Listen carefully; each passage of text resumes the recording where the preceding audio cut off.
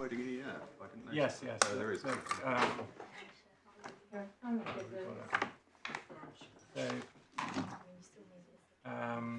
F individuals who are, and then look at the 2015 version.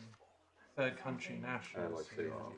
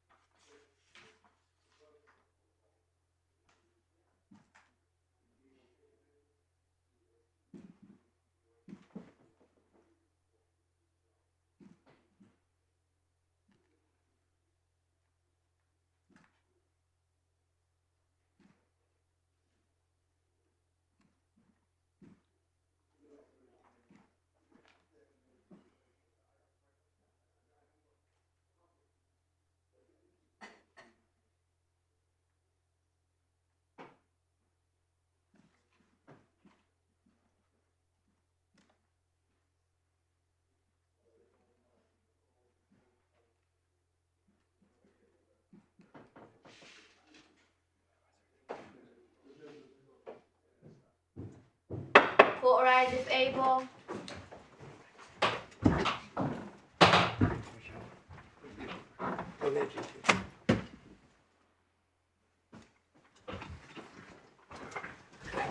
Thank you. Sorry for keeping you waiting.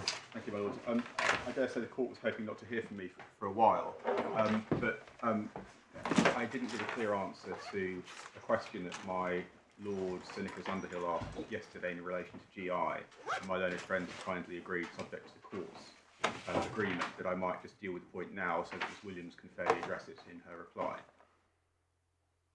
By all means. Thank you. So on the GI point, there are, we say, 3 steps. The first, if we could please turn up GI, which is Authority tab 21. Is this laws? Law Justice laws, Laws, okay. exactly. So it begins in the electronic one at page 389. Yes. Sorry, which tab is it in the Tab 21, volume 1 of the Authorities. Yes, it's rather annoyingly printed in this one. Well, I don't know whether yours is the same. Is it corrupted? Sorry? Is yours corrupted? Yes. Yes, I've got spare copies. I thought mine was also. Some are, some aren't. So I can hand up Thank you. a replacement copy. Thank you, that's very helpful. So there's one for my Lord and one for Lord Justice Lewis, if it's the same in his. No, I'm uncorrupted. Incorruptible and uncorrupted. So the facts in outline were that a Sudanese national had fled abroad while on criminal bail, the Secretary of State stripped him of his British citizenship while he was abroad. The Secretary of State then decided to exclude him from the UK. And if one looks at the arguments at page 398, paragraphs 9 and 10, it was argued that the power to exclude was a prerogative power. So it was a what power? Prerogative Prerogative, power. yes. That the prerogative had been extinguished by the prerogative to make an exclusion order had been extinguished by section 40 capital A of the British Nationality Act. There was no suggestion that So this is the argument for GI. for GI. Yes. There was no suggestion from GI that, or anyone else. So sorry, because I've now got my clean copy. What's the internal page? Sorry. I'm so sorry. 1017. 1017. Yes, thank you. That it was argued that the prerogative had been extinguished by section 40 capital A of the British Nationality Act. There was no argument from anybody that the prerogative had been extinguished by the Immigration Act 1971.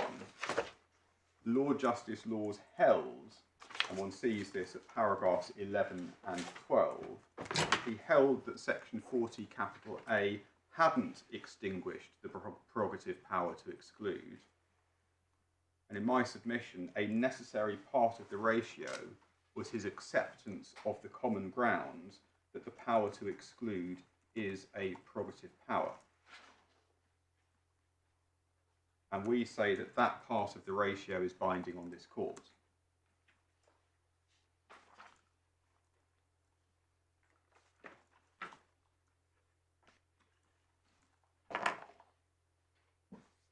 That's step one.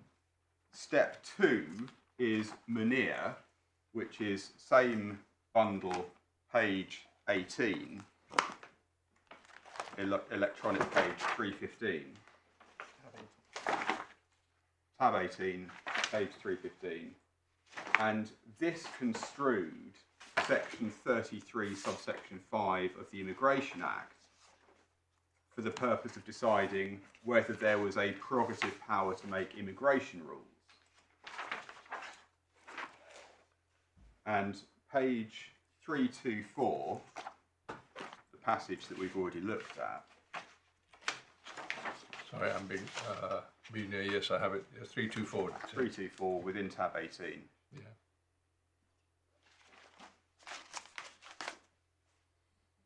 At letter F, Lord Dyson held that the prerogative powers were abrogated in relation to non-aliens by section 33, subsection 5 of the Immigration Act. Shall I say that again?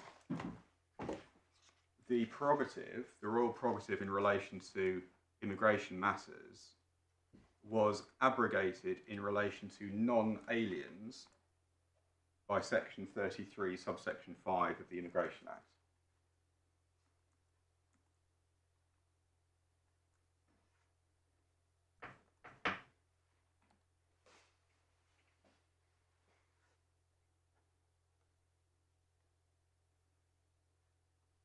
Where does he say that? Secondly, F, Parliament must have intended... So I think it is E. Is it E? Is E the sub? Or F? F, secondly, Parliament must have intended that subject to the saving in section 33(5, all powers of immigration control were to be exercised pursuant to the statutes.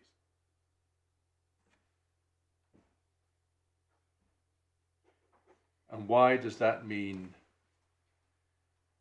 Why does that support the profit? Just give me one more time the proposition you say. So the proposition is the prerogative was extinguished in relation to non-aliens by the 1971 Well, hang Act. on, you don't.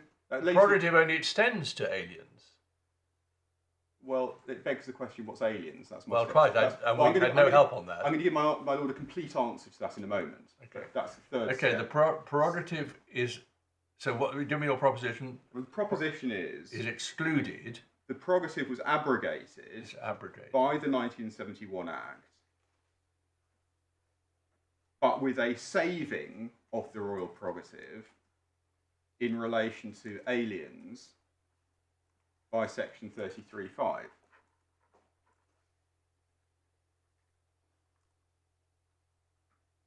And you say that's made good by the secondly Well, bit. one has to read section 33(5), which begins just above E, and then the second proposition, subject to the saving in 33(5), which says the savings in relation to aliens. Yeah. Parliament must be taken to have intended that all powers of immigration control would be exercised pursuant to the statute. Now, that doesn't say, and therefore the prerogative was abrogated, but that must be what it means in my submission.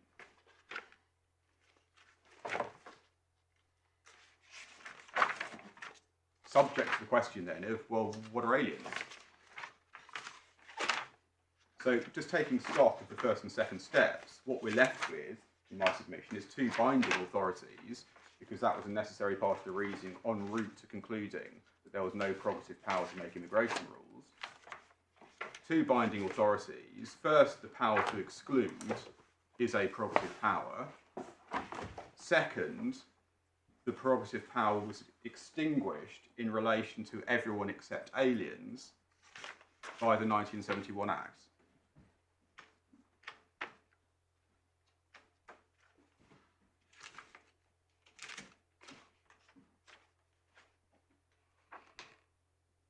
And that then takes us to step 3, the million-dollar question. Who's an alien for the purposes of section 33, subsection 5 of the 1971 Act? And thankfully, in my submission, there is a crystal clear answer, if I could hand it up.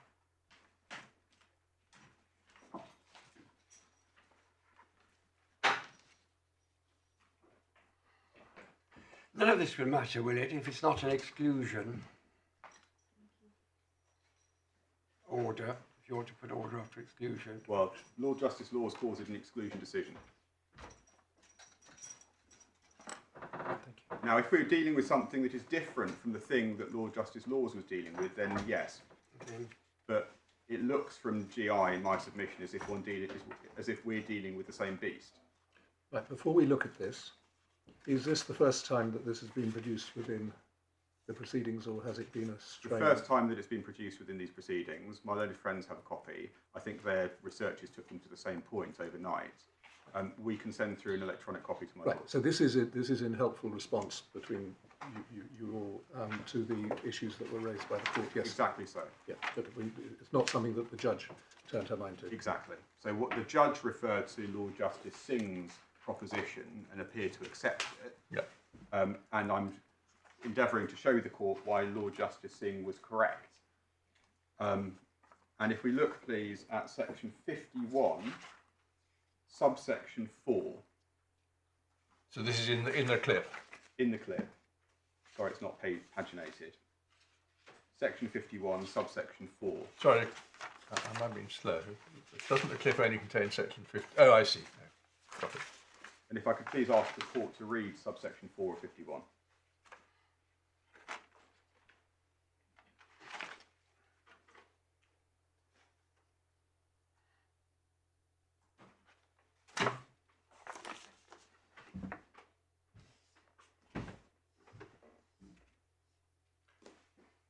And so one sees over leaf that this provision came into force on the 1st of January 1983. And so from the 1st of January 1983, section 33, subsection 5 of the 1971 Act is using alien to refer to non-Commonwealth citizens.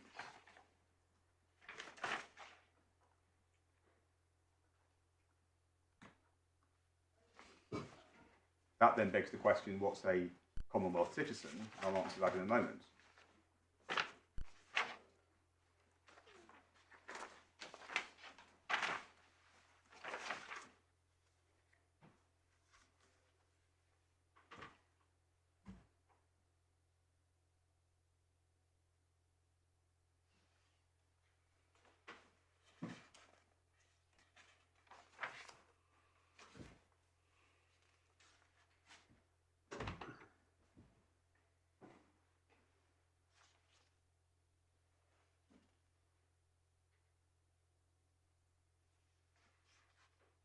So Commonwealth citizen is defined by section 37, which is on the first page of this clip.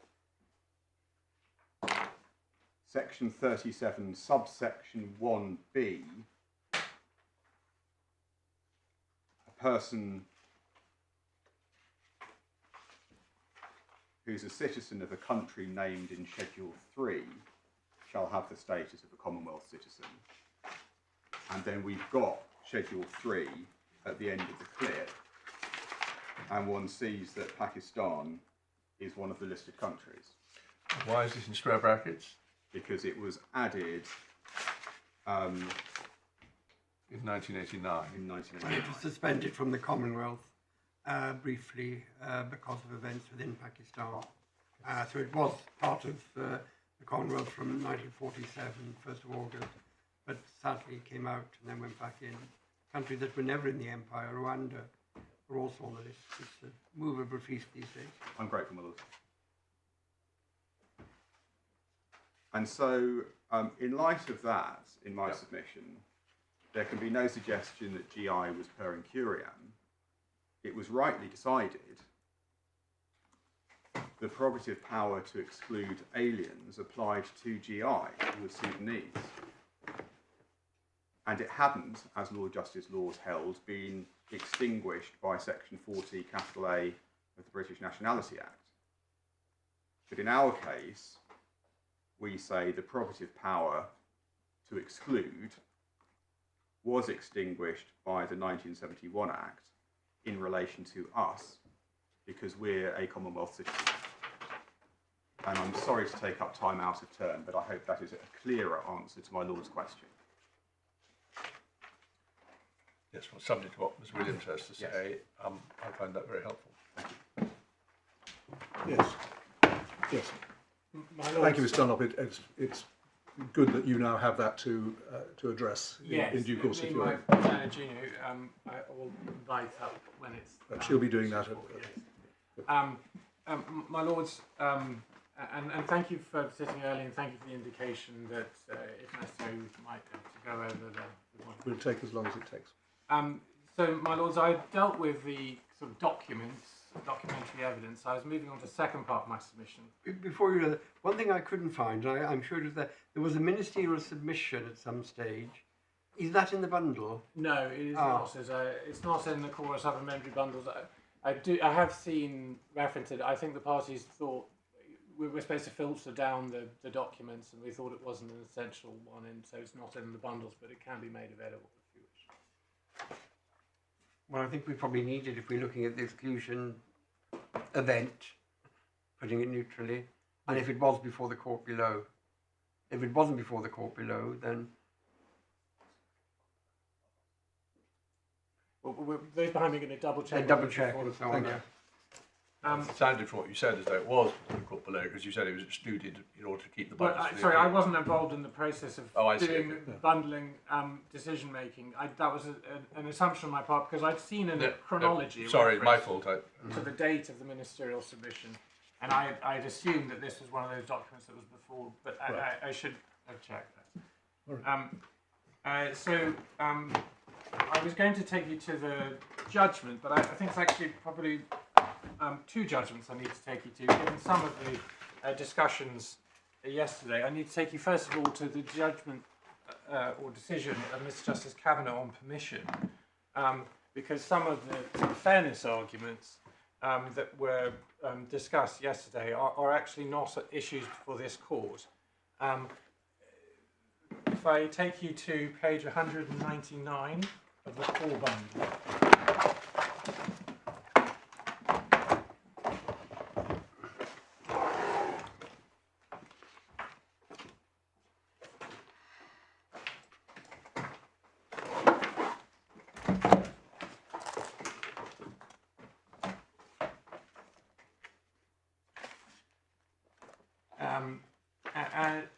You should have there the order of Mr. Justice Kavanagh, who considered the grounds on the papers.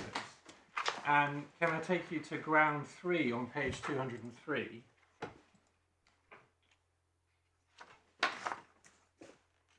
just invite you to read paragraph 14.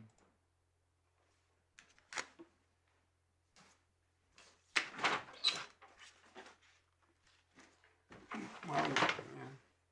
Do you know where it is in the bundle, the actual ground, rather than his comments on the ground? I've got the draft amended statement of ground. I can probably find it. It starts at 247.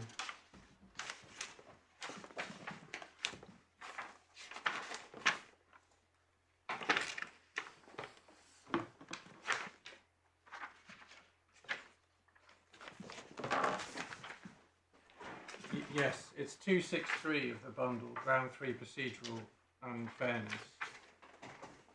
Paragraphs 39 to 43 are put the arguments that Mr. Justice Cameron was considering. Yes, and then what happens is, I was going to say that it isn't pursued before Mrs. Justice Farby. She just notes ground 3 is not pursued, and I won't say any more about it. And so I've just taken you to a passage which has ground 3, but actually, if you look at 247. I'm sorry. Sorry. 267 I was first going to go to. Yes, I've looked at 263 for more detail as to the content. Well, if you're saying this ground isn't open, we ought to see what it was. Yes, well. I know it has a label, procedural unfairness, but wants to see that. I'll let you read it. Sorry. Paragraph 39-43. I'm sorry, you said 39 to 43. Yes, on pages 263 to 264 of the core bundle. Thank you.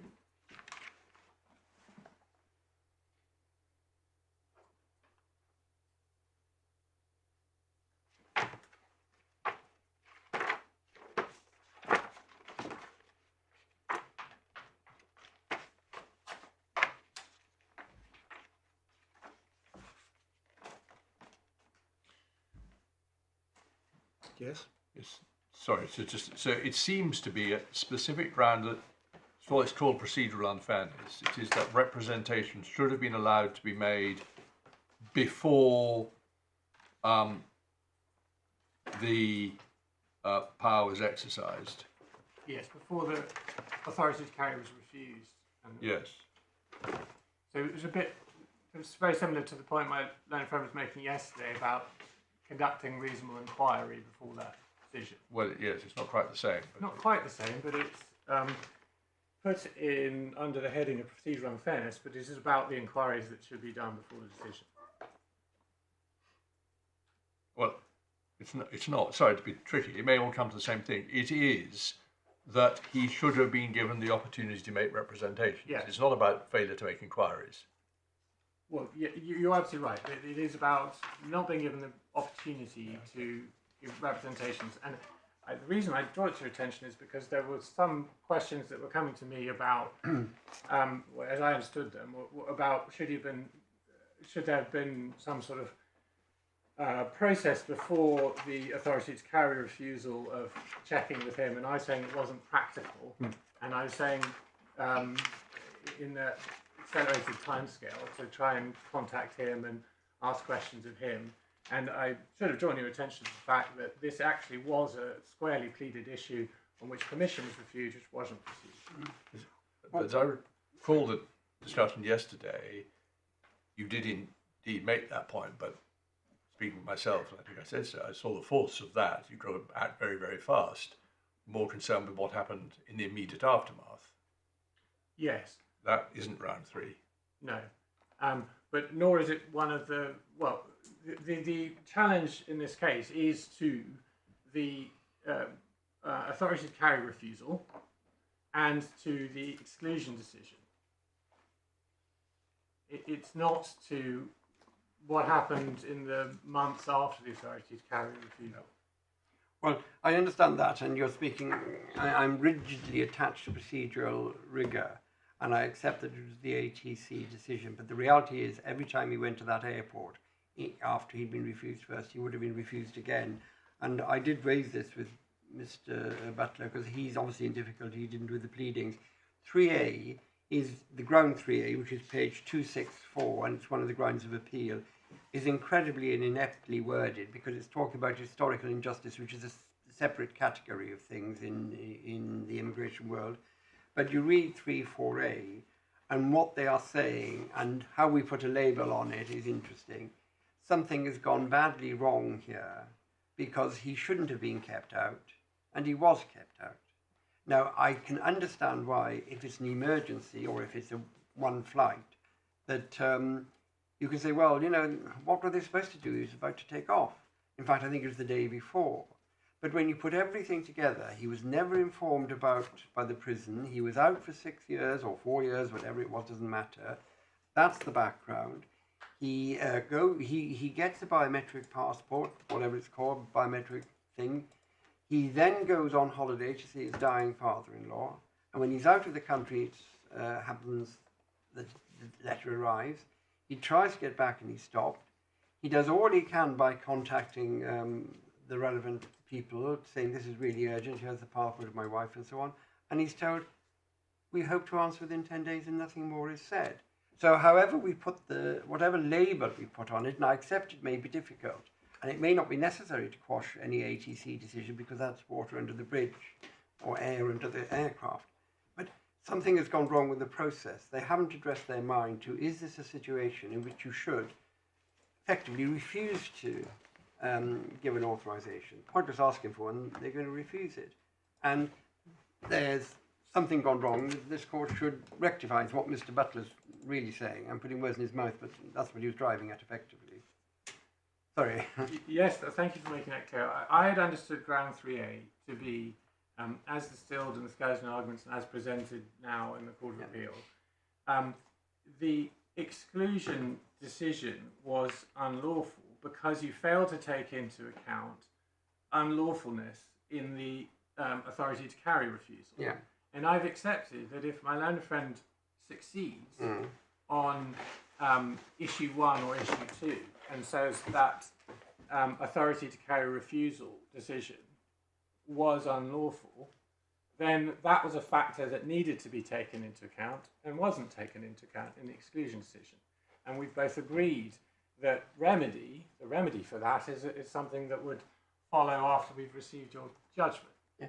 And what I'm saying, even if the particular decision, or whatever day in September it was, can't be said to be unlawful because it is an immediate one-off decision, if the reality is the process of the ATC meant any other request would also be refused, and the Secretary of State hasn't considered, that's why I asked for the memo, if the Secretary of State hasn't considered, well, should we have actually used the ATC powers in the first place, that's what's wrong. So it's not just the one-off, oh gosh, nothing we could do about it, it's not unlawful. It's, was the process then and thereafter flawed so that the exclusion decision was flawed? And that's why I was asking for the ministerial submission.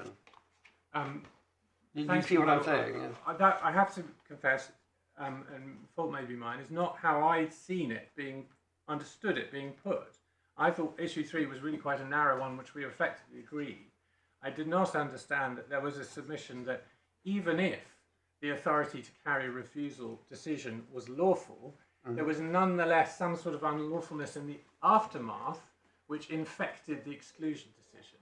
And if I may, I'd like to give some thought to that, because that's how I understand your Lordship is putting it to me, and that's not something I'd given thought to. It wasn't brilliantly pleaded, it was very well pleaded, but in the way that things have panned out, where we are, but that's what they're driving at with ground 3A, I think.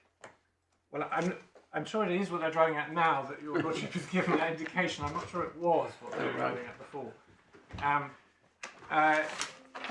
I haven't made my mind up on anything lest you're No, I understand, but your Lordship has helpfully distilled a point that could be made, and understandably my learned friend would want to adopt.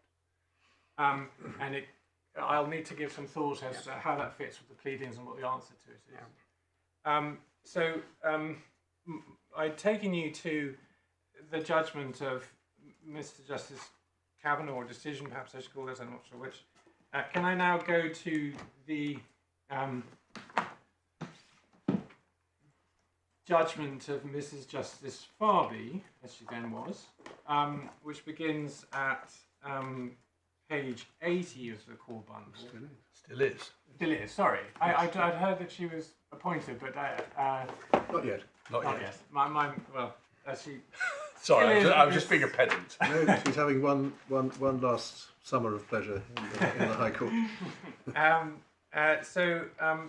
The only part I really need to take you to is the part concerned with Article 8. If I take you therefore to page 104, that's where the discussion of Article 8 begins. And you'll see under paragraphs 130 and 131, it records the claimant submissions. And let me be clear, we did not take a point below that this was outside the jurisdiction.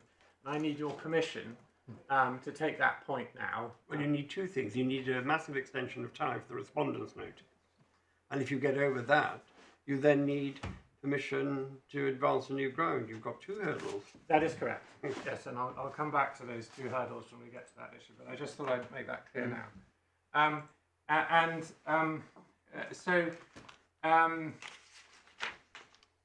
The paragraph 132 is the analysis and discussion. There was no, as you'll see from paragraph 132, there was no Article 8 challenge in the proceedings below to the exclusion decision, only to the authority to carry refusal. So all this Article 8 consideration is focused on the authority to carry refusal, not the exclusion decision. And that was because it was recognised by all parties that the Article 8 challenge to the exclusion decision was best dealt with in the appeal to the first tier tribunal.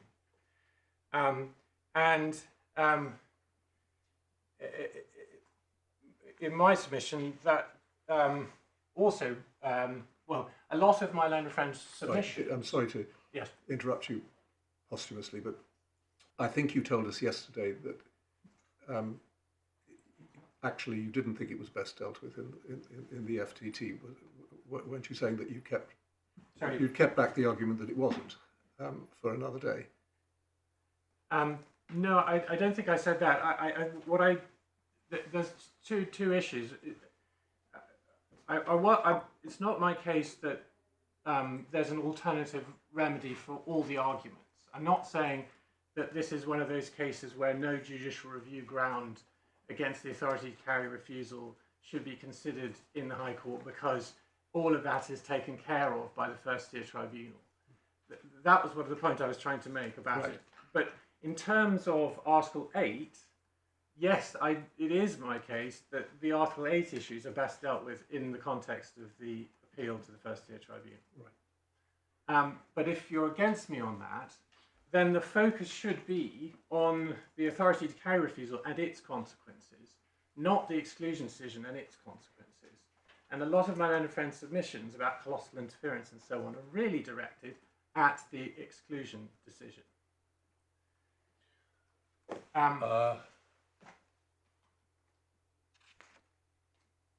Well, exclusion decision is made how many months after the ATC decision?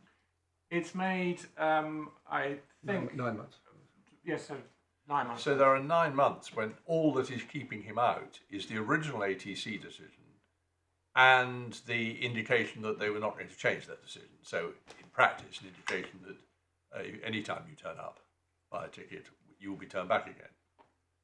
That's quite a big interference, isn't it? Well, the fact that it took 9 months wasn't foreseeable or known at the date of the authority to carry refusal. Yes, the Secretary of State... Sorry, I'll let you finish. Yes, no doubt there were periods which can be laid at the door of the Secretary of State, that initial period of a few months. But there were also, part of the reason for that were extensions of time sought by the legal representatives for the appellant for putting in their submissions against exclusion. And ordinarily... Yes, I see. When was they first, I think I've written this down somewhere, but you'll have it in your head. When was it first indicated the Secretary of State was minded to make? January 2025. So the first and the ATC is September, isn't it? Yeah. Yes. So certainly there's 3 months, three or 4 months, where he is being excluded in the non-technical sense by the ATC and nothing else. Yes. Thereafter, as you say, there's quite a prolonged process, and as you say, his representatives asked for a very long time to make representations. Yes. And I can't defend the sort of. I accepted the sort of point made about these being hard to explain, these long periods of time, and these sort of responses to emails that don't tell it very much. But I would just add, just to sort of caveat that or mitigate that, there was nothing to stop him. He had the stage 1 decision letter that set out, this is why we think you are a foreign criminal who should be kept out of the UK. 28 days to respond. There was nothing to stop him in the 28 days saying, actually, I'm one of those very exceptional circumstance people who my convention rights mean that I should be in the UK. I mean, in short, you're saying he could have pursued his opposition to the deportation process. Yes. But all he can do is make a human rights claim. He can't do anything else. He can make representations, and the Secretary of State may decide not to make the deportation order, or he may make representations which are or include a human rights claim, and then if that's refused, then he would be able to appeal. But that's a slightly different track from getting back into the country when he wouldn't have left it in the first place if he'd only known that this was happening. Well, that's it the isn't problem. necessarily a different track, because he can make a human rights claim that says, I need to go back, amongst other reasons, to exercise my procedural Article 8 rights, so that I can have a proper appeal hearing which doesn't have all the problems that Chiari and Binlos indicate. And then it's open to the first tier tribunal if they receive such a human rights claim, to say, we think this is right, and they might not be able to order the Secretary of State. They aren't, as far as I understand it, able to order the Secretary of State, but they can make a decision to that effect, and then the Secretary of State or record a conclusion to that effect, and the Secretary of State would then have to make a decision in response to that. And that's, in some of the cases we've got in here, what happened in the aftermath of Chiari and Binlos. And it's noted in, I think it's QR Pakistan by Lord Justice Hickenbottom, that the appeal process from out of country can lead to someone being allowed back in to have a full exercise of their appeal rights in country.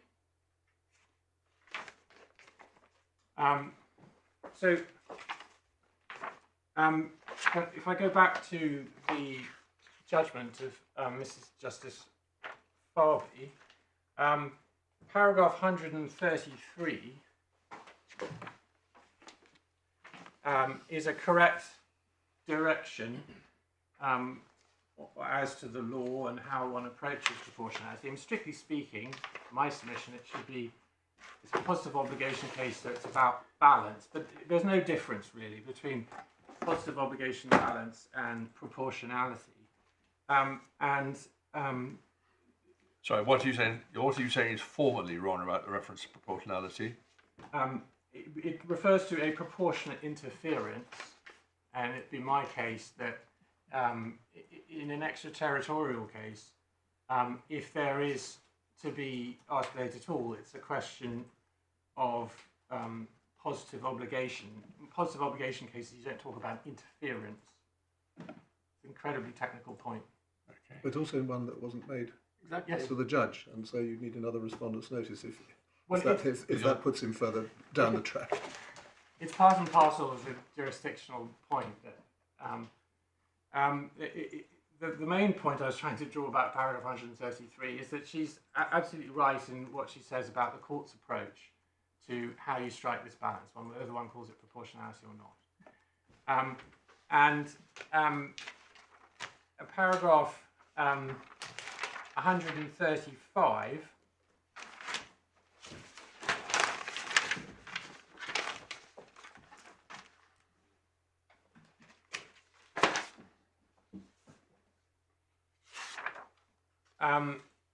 the judge views sections 22 and 23 of the CTSA as an interference with rights because they interfere with a person's entry to the UK, and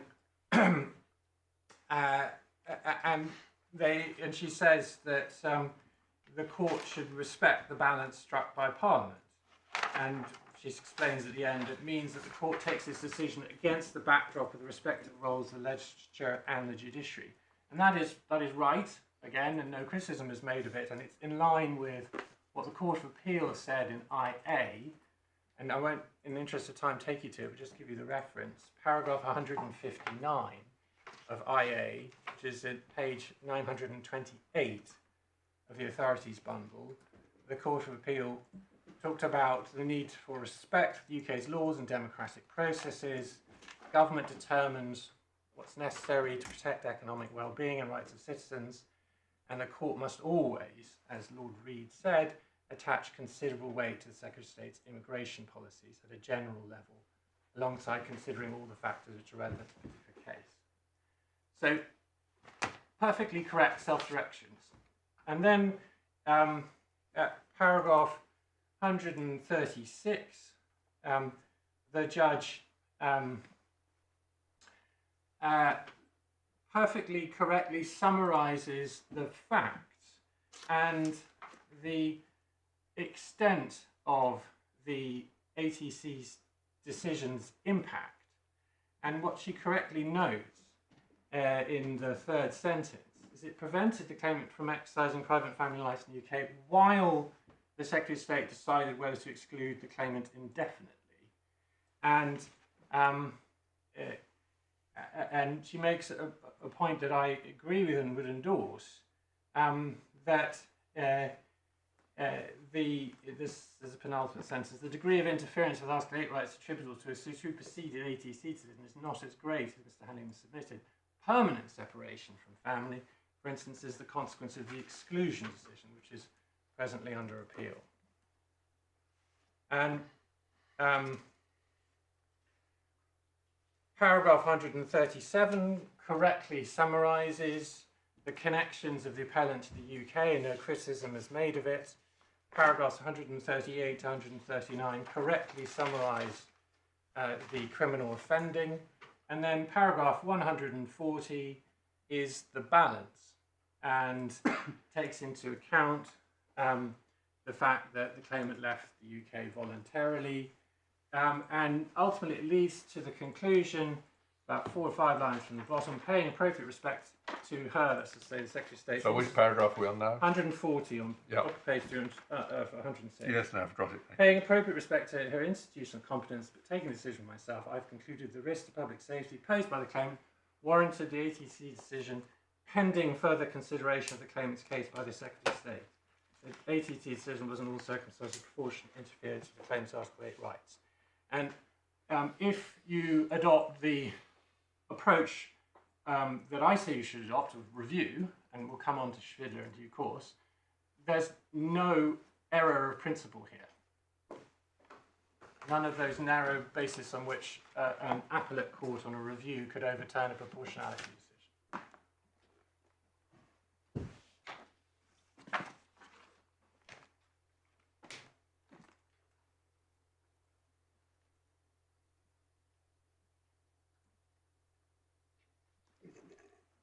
Does she deal, I mean, there are two, as you say, there are two separate arguments. The one is being kept out of the country a breach of Article 8.1, full stop?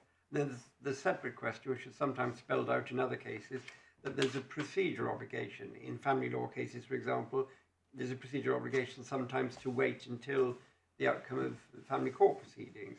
Does she deal with whether or not there would be a breach of the procedural aspect of Article 8 in these paragraphs? Or is she looking at the effect of separation? I'd have to,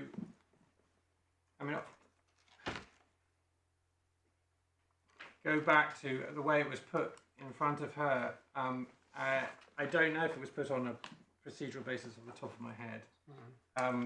Sorry, the implication of that answer is that she doesn't, but you're suggesting that may well be because of how it was put. I don't recall, I want to go and check. I don't recall her making specific reference to procedural articulate rights.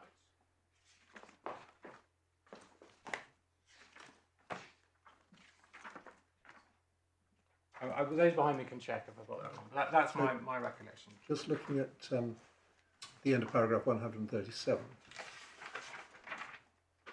the last sentence there.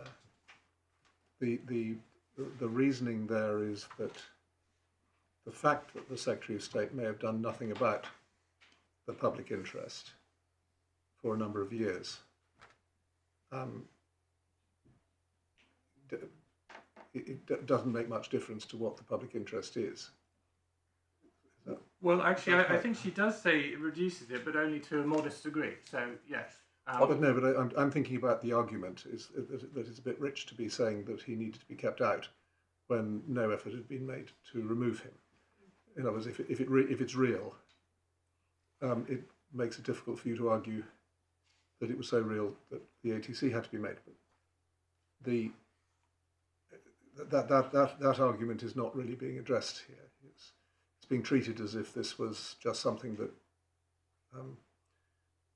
changed the level of public interest to a modest degree.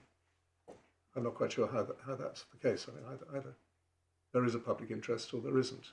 We're talking here about non-enforcement of something that is said to be an important public interest.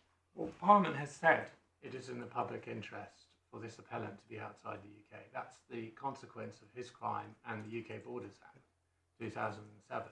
But I'm thinking that if you're following your line of argument, the judge was it might have been said was over generous to the appellant by even reducing the public interest by a modest degree, because it doesn't logically follow at all that the delay in enforcement reduces the public interest. I suppose that might be said. I mean, I know you're not arguing it, but I'm just trying to work out how that... In logic, it can't, because it's not just the public interest needs deportation. The Act is structured to say the public interest requires deportation unless... So although people talk about full proportionality, there's no way of reducing it, because that's what's required, unless there are very exceptional circumstances. Yeah. You're once playing intellectual games here, isn't it? Because it's very common to write the weight to be given to the public interest. So you don't, the public interest, the exact way it's drafted, is simply a monolithic thing. But you can say the weight to be given to it is less, which is really only different from saying it's a less powerful public interest. Yes, I mean, I think maybe the way I've seen it is that theoretically, if there was some sort of enormous and egregious delay, that could be one of those things that you put into the category of very exceptional circumstances. But the problem is, if he would have normally been here, and he's only not here, says voluntary departure, he's gone to see his dying father-in-law. I mean, whichever way you put it, the problem here is he hadn't, no action been taken, and he hadn't been told about anything. He goes to Pakistan and he's not allowed back in. We haven't yet, and I hope you're going to come to the fact of the exclusion decision. Nobody seems to have addressed the simple question of, is it so bad he shouldn't even be allowed to come here and finish off the deportation process? Is he the axe murderer from Suffolk, or can he not? That really is an issue for the first-tier tribunal. That's going to be one of the things in that human rights claim. It's going to be, you've made this decision permanently to exclude him, but you let him be at large for 3 months. It can't be that bad. All those arguments go to whether the exclusion decision violates his or breaches his human rights, which is the issue for the first-tier tribunal.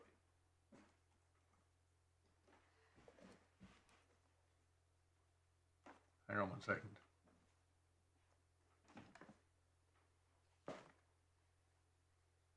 I'm not sure that is actually for the first-tier tribunal.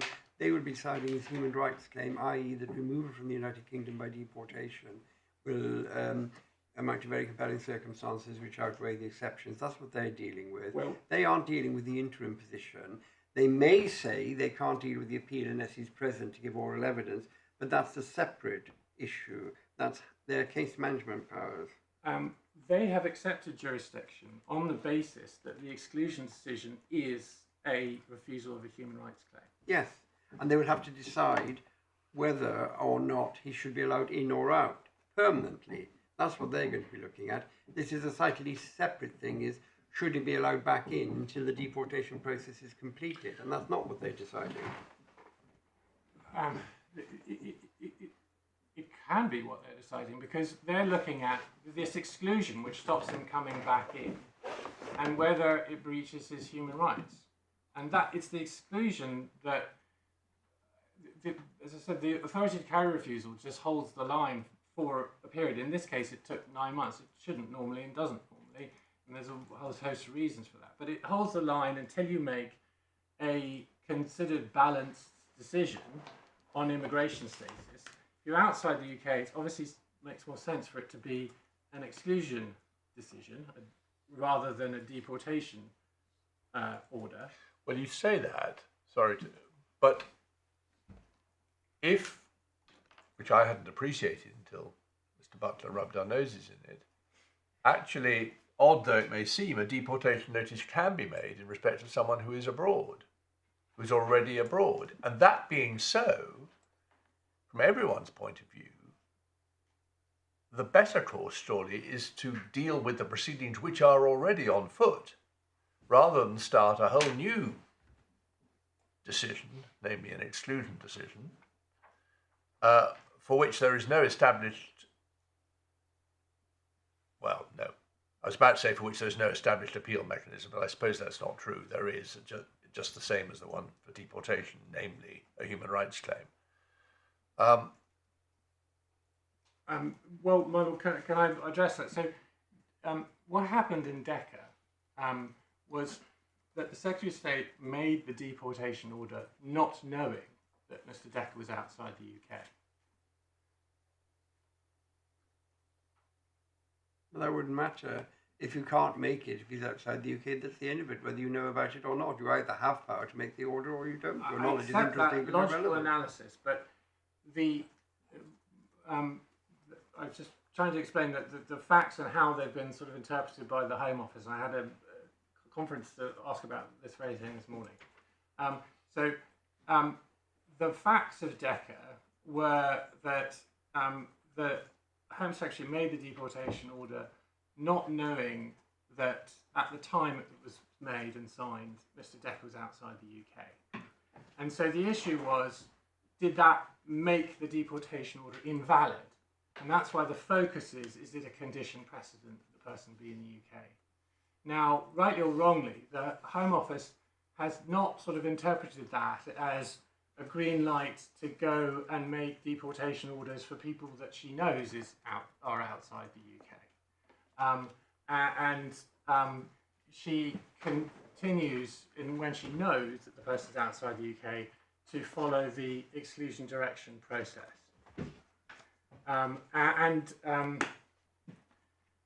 If you think about the duty under the UK Border Act, it's a duty to make deportation orders in respect of foreign criminals, and I don't think anyone... Unless one of the exceptions apply. Unless one of the exceptions apply. And none of the exceptions say they're outside the UK. No.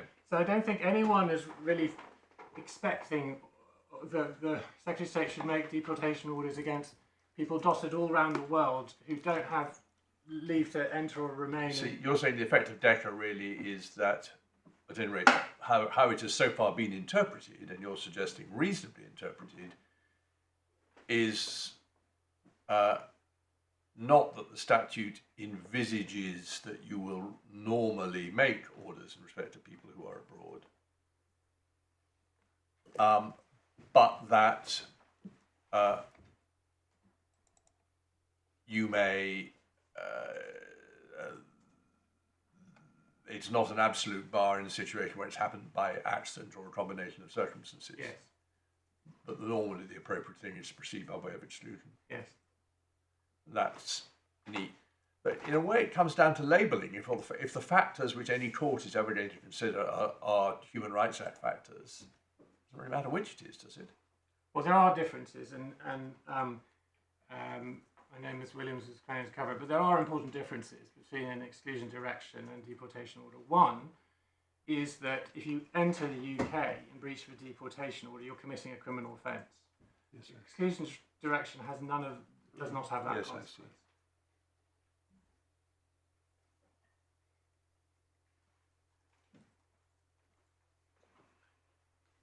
I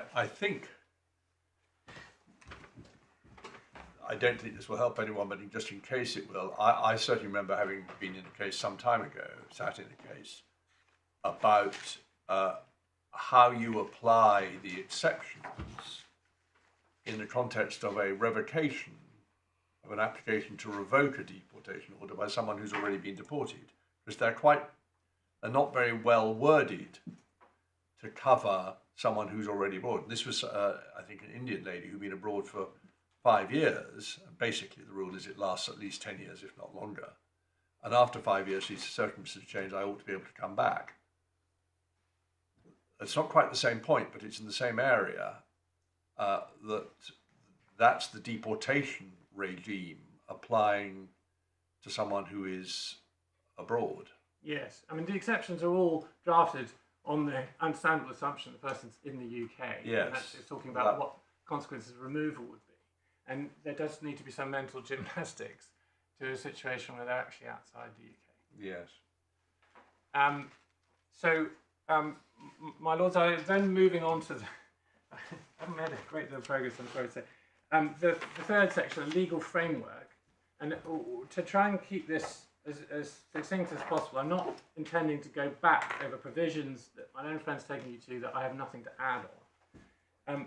Can I take you to page 16 of the Authorities Bundle, behind tab 1, which is section 3A of the Immigration Act 1971.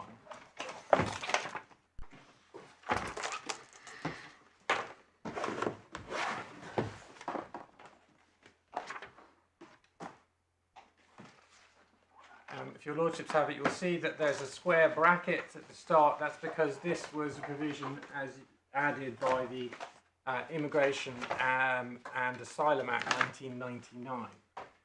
And what it does is it gives the power for the Secretary of State to make an order, of secondary legislation, which treats entry clearance as having effect as leave to enter.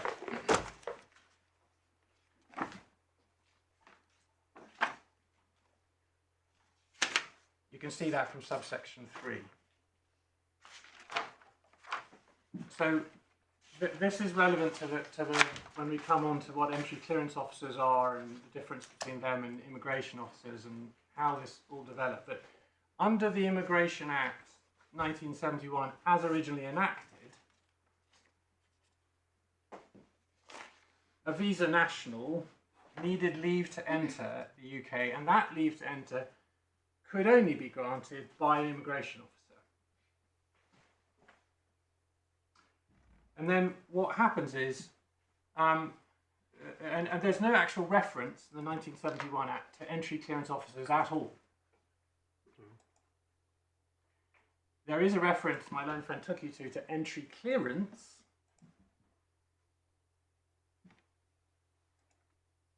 but that is described as a document which is evidence of eligibility. So it wasn't originally before this provision in the order. So pre-1999, an entry clearance officer, although not actually mentioned, might overseas say this person satisfies all the requirements, but it's only when you get to the border that an immigration officer gives you leave to enter. Correct. That's how it used to work. That's how it used to work. Yes. And what this provides for, and the order I'll take you to provides for, is, if you like, to sort of extend or outsource some of the immigration officers' powers by enabling, by an order that enables an entry clearance to be treated as having effect as leave to enter.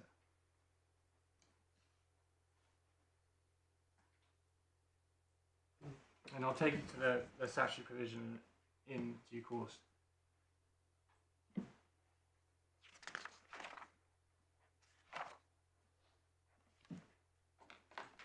So then can I turn to 3b, page 19.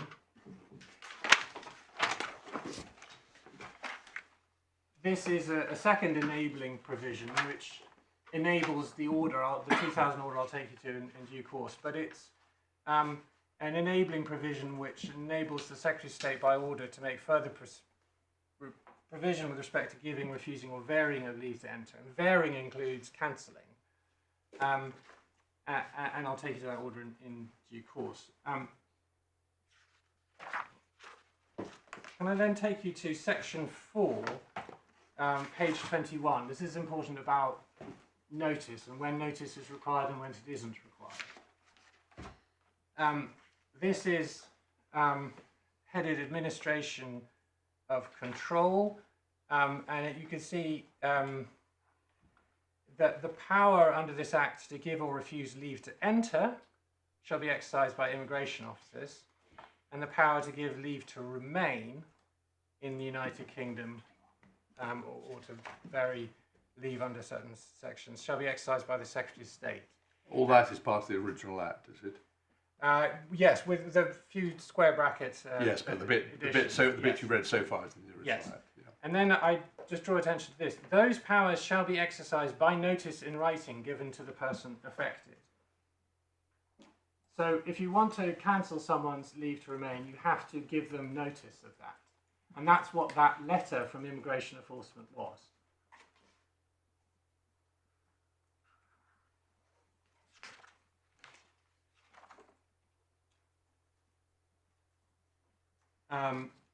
And subsection 2 gives effect to Schedule 2, which we'll come to in due course.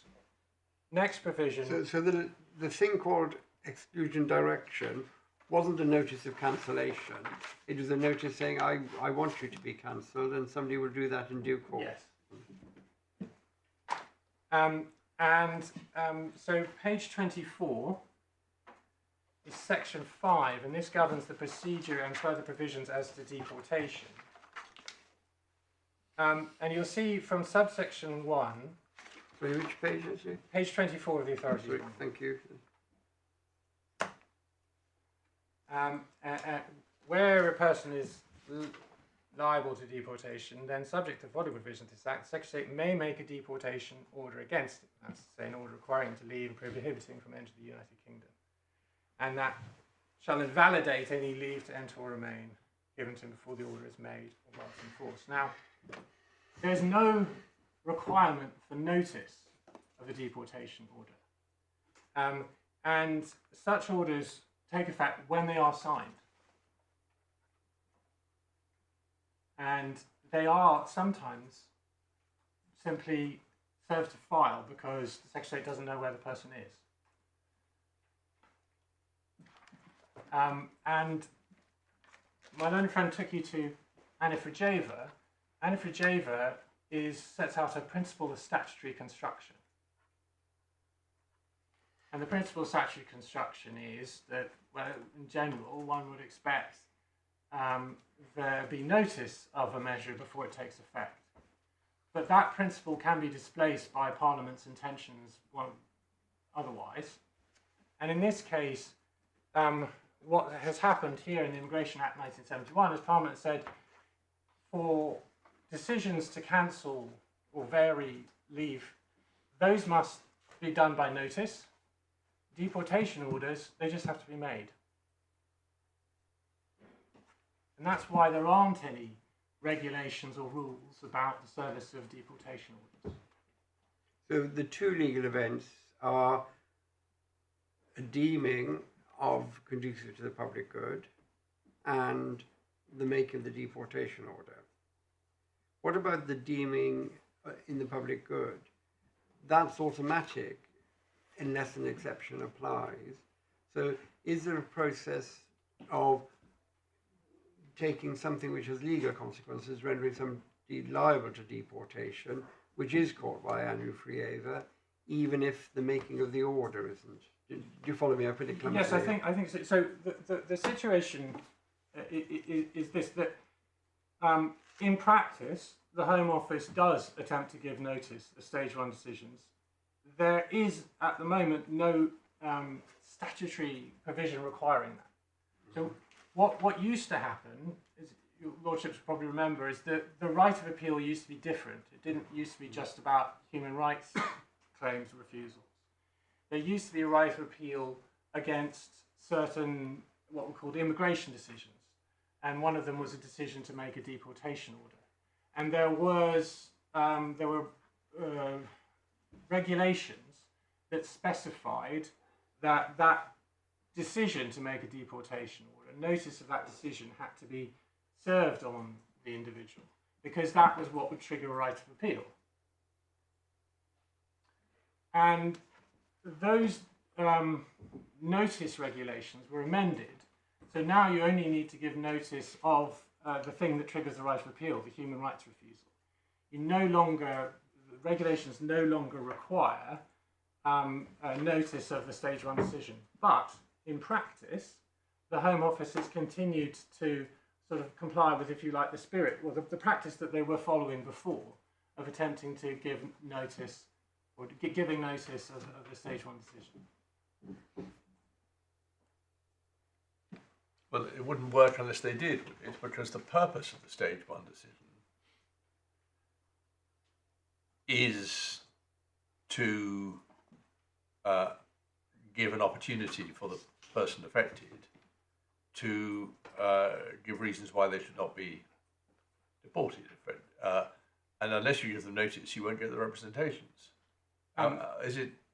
Yes, there are good reasons why they've carried on following that practice. Yes. Because, yes, the whole point of this process is to flush out whatever arguments the person might have against deportation and deal with them in the stage 2 decision,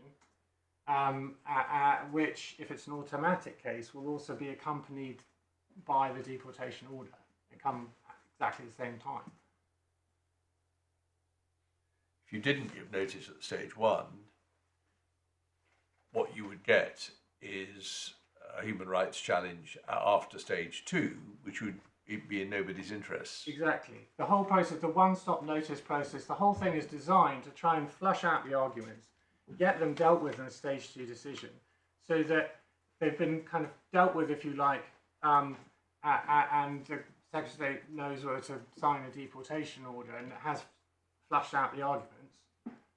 So yes, there are good administrative reasons, good reasons of fairness why it works as it does. I'm just saying it's not there's no sort of regulations that require.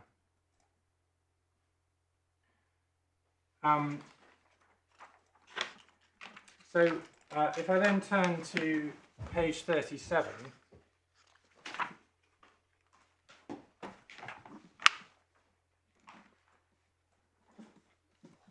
this is Schedule 2, and it makes provision as to control on entry. And I know you've been taking subsection 3 before, but I wanted to draw something out about it and take you back to it. So what it says in subsection 3 is, in the exercise of their functions under this Act, immigration officers shall act in accordance with such instructions, and the parentheses are important here, not inconsistent with the immigration rules, as may be given them by the Secretary of State. So the Secretary of State can say to an immigration officer, don't grant this person leave to enter, so long as that is consistent, it's not inconsistent with the immigration rules. The problem in NA Iraq was that the instructions, they were going to an entry clearance officer, but the problem wasn't that. It wasn't that they were going to an entry clearance officer. The problem was that they were inconsistent with the immigration rules. Because the immigration rules required the entry clearance officer to form their own judgment about whether or not a particular passport was satisfactory. And there was a sort of Home Office guidance, if you like, not actually decision, not a sort of targeted decision by the Secretary in relation to an individual, but Home Office guidance that said this class of passport won't do after this date. and the judgment of the Court of Appeal in NA Iraq was, well, that's not consistent with the immigration rules, because the immigration rules require a individual ECO to form their own judgment on the validity of this passport or travel document. Now that is a million miles from our case, where the actions of the Secretary of State in making the exclusion direction were not just not inconsistent with immigration rules, they are specifically sort of improved or endorsed by the immigration rules in that passage of the immigration rules my learned friend took you to. But you've still got the problem about the ECO, because the statutory provisions that you've just showed us permit an order to treat the action of an official, the entry clearance officer, as if it were leave. But this actually is a direction to the immigration officers as to how they exercise their functions. So you still have to reassure you of the very basic thing. What is an entry clearance officer when he's at home? Yes, Or in the office? and that's what I was going to come to the order now. But just to foreshadow the submission, in my submission, it's a necessary consequence, if you like, sort of ancillary power to make such instructions to the entry clearance officers as well as the immigration officers. It would be a mad system if the entry clearance officer could grant entry clearance to an individual and then the immigration officer was forced to then immediately cancel it. Yes, but I thought, or perhaps wrongly, that you were showing this because it was the answer to the point that Mr. Butler was taking us about in NA Iraq about to whose decision in law the ECO's is. And although what you say about NA Iraq may well be right, I'm sure it is right, it doesn't deal, does it, with the point Lord Justice Richards makes at paragraphs 18 and 19. Namely, this is the decision of the ECO, and the ECO has to be challenged. Well, I may have missed the point. But. Sorry, I obviously I don't think I made it clear enough. I mean, I'm slightly trespassing a train of Miss Williams, but my submission will be that well, perhaps if I just explain what entry clearance officers are, and then I can develop this. So, as I said, the function of an entry clearance officer is not defined in any legislation. In practice, their role was to grant entry clearance. Who are they? Are they immigration officers? No, they work under the aegis of the Foreign Office, Foreign Common Development Office, whatever it's called at full time. They are stationed overseas. You say they work under the aegis. Yes. They are. If you asked them, as it were, civil service, which department you in, they would say the Foreign Office. FCO, well, they probably should. There's a passage in MacDonald that my learned friend has brought a copy from. But in practice, often they are seconded by the Home Office to the Foreign Office. But technically, they work for the. It doesn't matter, because the one thing they're not, whatever they are, they're not immigration officers. That's correct. Yes. They may be statutory office holders, they may be employees or secondees of another government department, but the one thing they're not is an immigration officer. That is correct. At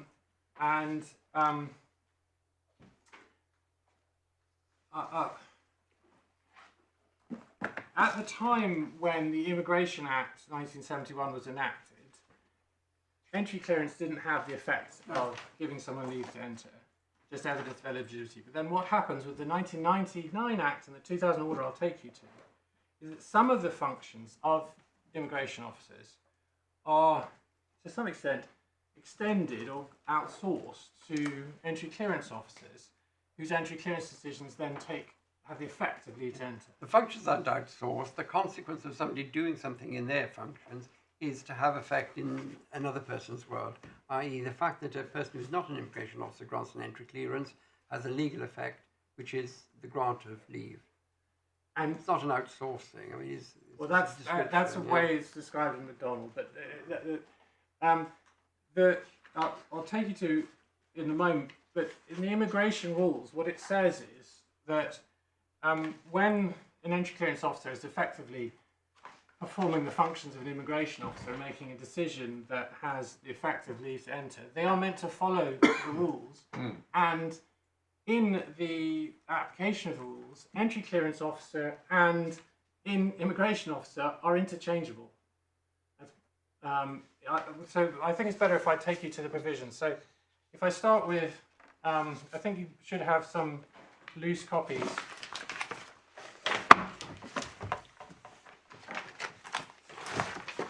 Is this the 2000 order? Yeah, so there's a 2000 order, and then there's also a small thing of the immigration rules.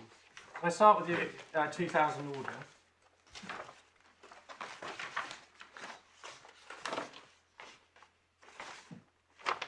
And you can see in Article 2 on the second page, subject to Article 6.3, an entry clearance which complies with the requirements of Article 3 shall have effect as leave to enter, to the extent specified in Article 4, subject to conditions in Article 5.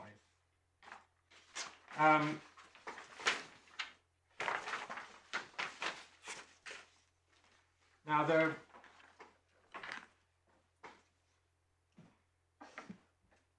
are the immigration officers on the border can cancel, but generally speaking, the effect of an entry clearance that meets all these requirements is that it is treated as leave to enter. Now, how does the immigration rules deal with this? Can I take you to the little passage of the immigration rules? I just invite you to read paragraphs 25A and 26.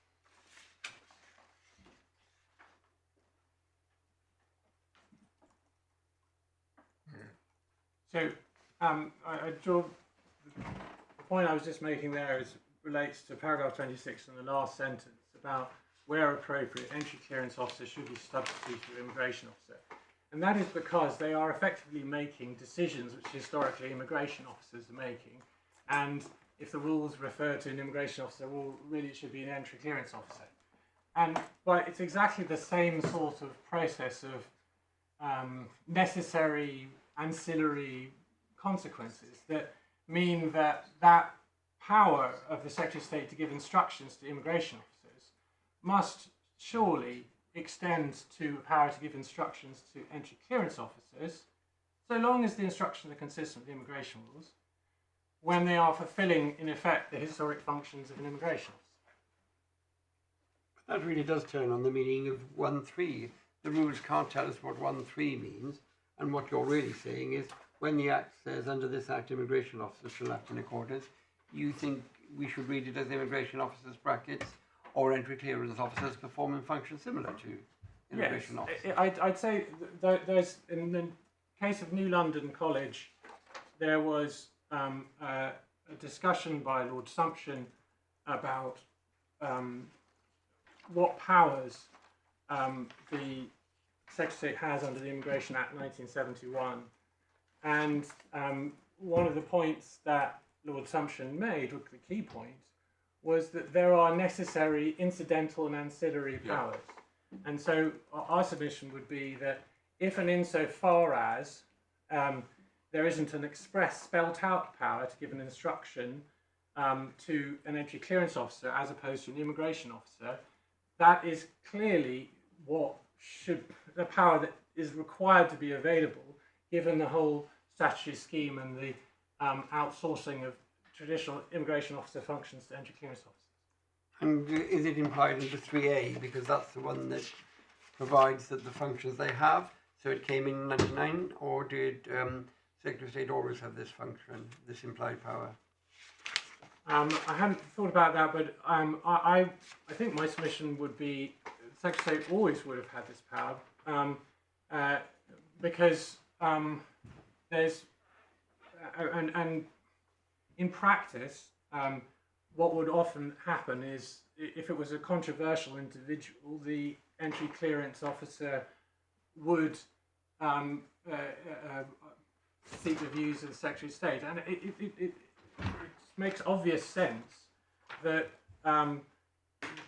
if the Secretary of State has directed immigration officer to refuse leave to enter, he should be able to make a similar sort of direction or instruction to entry clearance officers. It would be a mad system if they were granting vignettes only for the person to be then refused leave to enter when they arrived in the UK.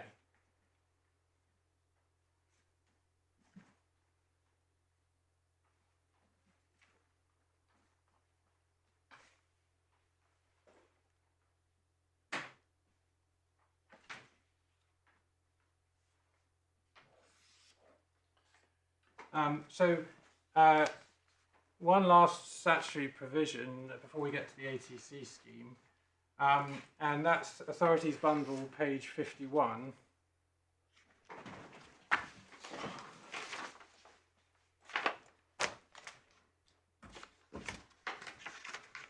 And I'm taking you to this. It's in that same thing you were looking at when you have the full version, but this is one element of the functions of or consequences of an exclusion direction, which has an express statutory source. Article 13. So sorry, this page again? 51 of the Authorities Bundle. Thank you. If you start with subsection 2, what it says is, subject to paragraph 3, where a person has leave which is enforced and which was, look at B, given by an immigration officer or the Secretary of State for a period exceeding 6 months, such leave shall not lapse on his going to a country or territory outside the common leave area. So that means someone with indefinite leave to remain. If they leave, then subject to a provision I'll take you to, then the fact that they leave the UK doesn't mean their indefinite leave to remain lapses. Is that what's called non-lapsing leave? Yes, I think non-lapsing leave does I've refer to this. Read yes. that expression. Yes. That I like this. And then if you go to page 52, subparagraph 7, it says where a person is outside the United Kingdom has leave which is enforced by virtue of this article, that leave may be cancelled. What's relevant for our case, B, in the case of leave to remain by the Secretary of State. So the letter I took you to by immigration enforcement was, in fact, from the Secretary of State under Cartona principles. So what's actually happened here is the Secretary of State personally has given a direction which sort of cascades down to an official in the Home Office who, under Cartona principles, is also the Secretary of State and who gives that decision, we're cancelling your ILR. Right, so the direction letter doesn't produce any legal consequences vis-a-vis Mr. Tasib. The thing that produces legal consequences is the other letter, perhaps of the same date, saying I've cancelled leave. Yes. Does that in fact need to be explained in Cartona terms? Surely the actual legal instrument, although made by an immigration officer, is doing so. It's not an independent decision, in other words, because there are. Yes, strictly speaking, it's not an immigration officer. I don't want to go overcomplicate. Oh, sorry. It's someone working in the UK border, whatever they're called these days, the Home Office. Okay, but sorry, I put the official who actually makes the decision, does the act which has the legal consequences, has not decided to do so themselves. They have been instructed personally by the Secretary of State to do so. Yes. So I'm not sure you need to refer to Cartona at second stage, but okay. Perhaps that's a rather arcane point. Yes, thank you. Can I then turn to the provisions relating to the authority to carry scheme? Page 77, you have the statutory source of it, section 22 of the counter-terrorism. So which page are we on? Page 77.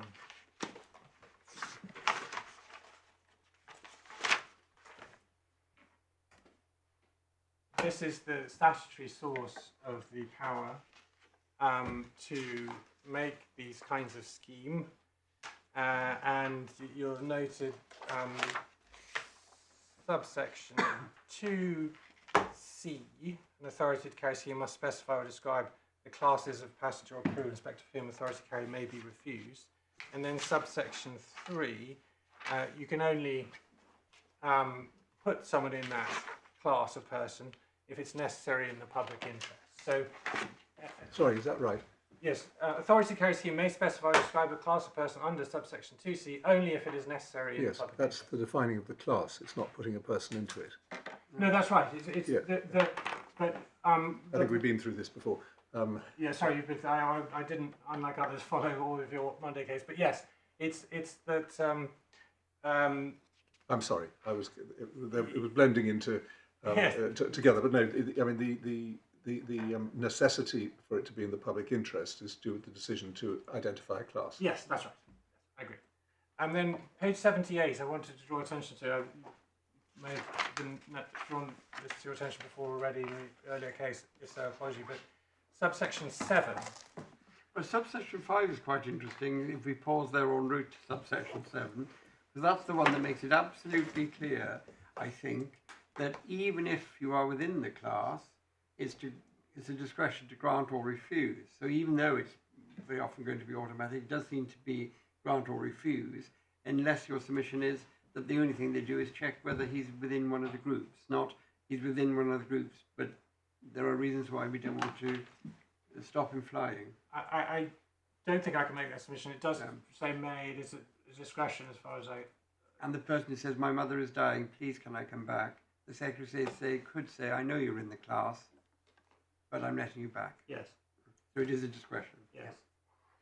But subsection 7 I wanted to draw attention to, it says, the grant or refusal of authority an authority to carry scheme does not determine whether a person is entitled or permitted to enter the UK. Now, why is that provision there? Why has Parliament said that? Because, in my submission, it's to make clear that the impact of an authority to carry refusal is limited. It doesn't change someone's immigration status.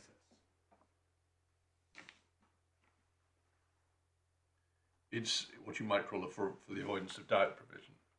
Yes, it's the avoidance of doubt provision that makes very clear that the impact of an authority to carry refusal is limited to simply not letting them on that flight. It doesn't change their immigration status. The purpose behind that is that you can make quick decisions with relation to a flight the next day, but they shouldn't have the long-lasting consequences of cancelling someone's leave to remain. That's a decision that may take more time. But you will, in fact, refuse ATC until you've come to a decision. Yes, I mean, subject to the discretion to do otherwise in very exceptional circumstances that be brought to your attention. That is generally the point of it. And there are good public interest reasons behind that. Deportation is far more difficult, risky and expensive than simply keeping someone out who's already left. The state has to pay for flights, the state has to either pay for detention or run the risk of them responding. It's often more difficult to achieve because they can say, well, there's a risk just through the deportation process. And all that time that you have to go through it, that person is in the UK, and if they pose a risk to the UK, that's a risk to the public. So there are a lot of sound public interest reasons if someone has voluntarily left to effectively hold the ring while you make a decision on how the balance should be struck between the rights of the individual and the rights of the state.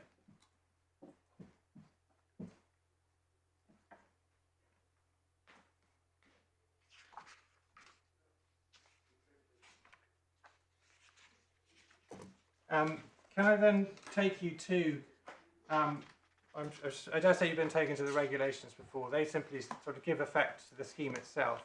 Can I take you to the scheme itself, which begins at page 94 behind tab 8 of the authorities bundle?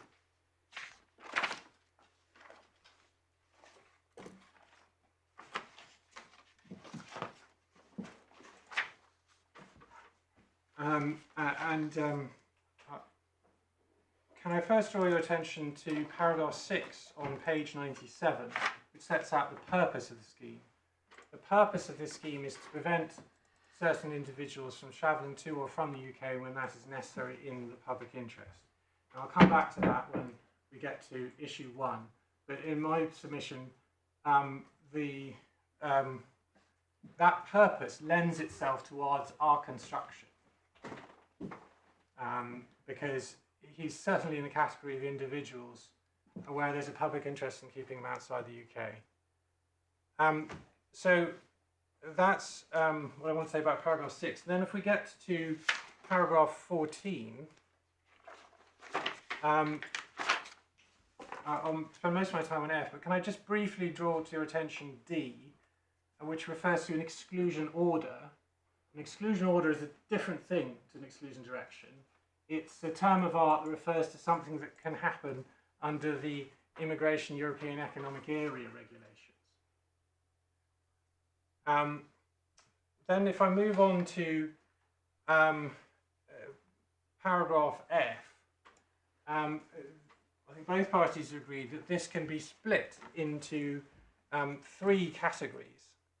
And the first of it is individuals who are the subject of a deportation order. That's clear enough, but just one point to note. It doesn't follow that those individuals know that they're the subject of a deportation order. It doesn't follow that they've received that deportation order before they left the UK. As I said, deportation orders there's no legal requirement for notice. They can be served to file. It is not built into category 1 that there be notice of a deportation order before the person has left the UK. It's not required, but it's likely A, to have happened at the prison stage, B, to have happened at the stage 1 decision, and C, to have happened at the deportation order. But it is possible that he's come out of prison, disappeared, never been told about any of that, and he could go on holiday to Jamaica and be shocked to learn when he went to the airport that he can't come back. That's right. All of that's right. Unlikely, but not required. Exactly. One small point on prison. What happens in practice is the Home Office rely on a notification from the prison service that someone they've got there is a foreign national, and what can sometimes happen is the prison authorities sometimes think the person's a British citizen when they're not, and don't notify. So that's why that sometimes isn't followed. And no doubt there could be better systems, but that's just in practice what can happen. Moving on to the second category,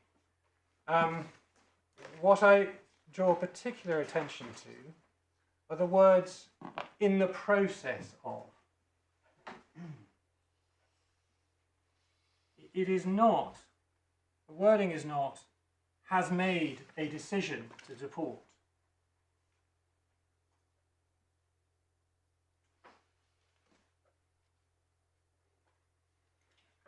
Still less, has made a final decision. The wording is broader and it covers, it's in the process of. And so, to some extent, the debate that I had with my Lord Sir Nicholas Underhill about whether this is stage 1 decision should be called a minded to decision or a decision of some other nature, what precise category of decision it is, to some extent that's irrelevant because the wording doesn't talk about a decision of a particular kind.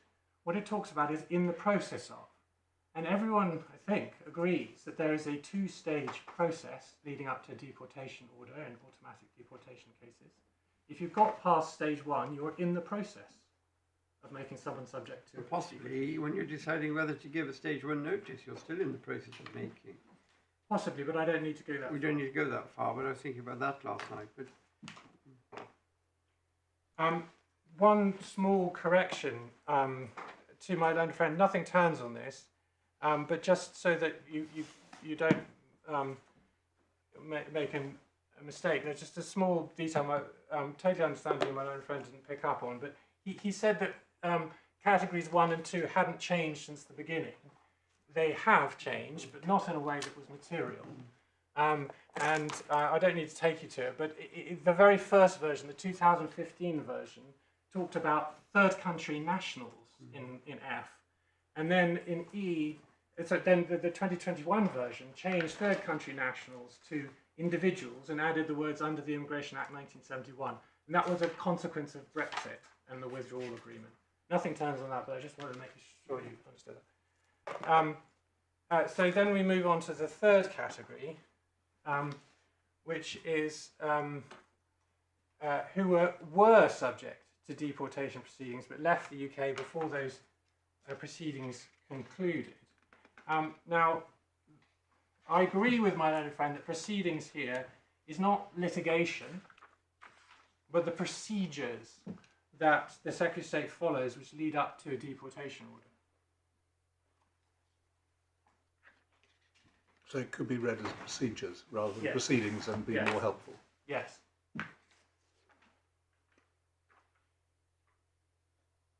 And another way of putting it is that it's really similar to the previous category. Procedures are the process. The process is, there has been a process that started.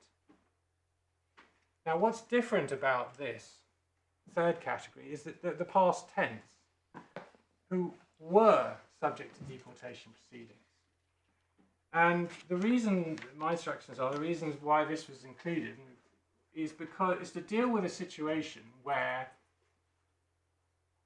the person has left the UK and the Secretary of State's been aware for a long time that they're outside the UK and has taken the decision, well, we're not going to bother with a stage 2 or a deportation order. We're going to go down we might go down a different track, we might just leave it. So it covers a situation where if you imagine the person leaves and then we're talking about years later and it's pretty clear that the stage 1 decision is not going to be followed by a stage 2 decision, or there's not going to be a deportation order because the Secretary of State has known they've been away for years and has not kind of continued the process. And that it's to pick up that kind of situation. We're not in that territory here because the authority to carry refusal came a matter of just a few days after the stage 1 decision was served, and no one had made a decision yet as to whether to abandon the deportation process.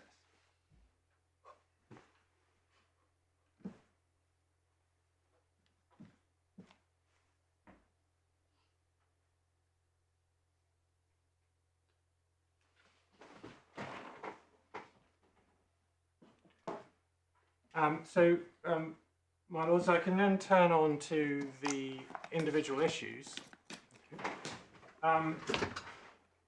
Issue 1, did the appellant fall within Article 14F of the ATC scheme? We say yes for the reasons I've just explained by looking at the actual wording. On the simple, straightforward wording, if you've got to stage 1 of the process, you're in the process. There is a Court of Appeal authority that is dealing with a different scheme, but is supportive of my analysis and the sort of debate that I had with my lord, or the debate's not the right word, but the way I was trying to explain myself to my lord Sir Nicholas Underhill in the case of Molnar, and can I just take you to that?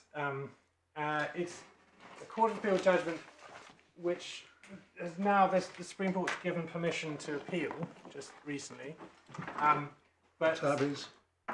Sorry? Tab is tab 42. Thank you. But now armed with my tabs, I'm very anxious to use them.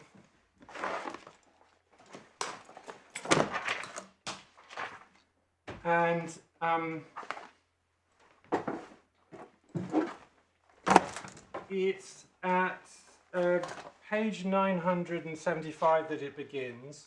I'll just introduce the facts. So this was a case about 2 citizens of EU member states who were convicted of and sentenced for offences committed after the implementation period completion date, and each had received a stage 1 deportation decision. And the principal issue in the principal case, which was Ms. Vargova's case, was whether that stage 1 decision was a restriction on her residence rights under EU law.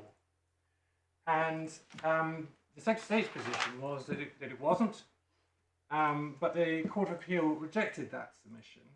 And in the course of rejecting it, Lady Justice Lang made some comments about what stage 1 decisions are. Can I take you to that at page 996?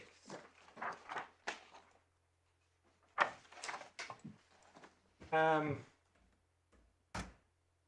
can I invite you to read, first of all, paragraph 93.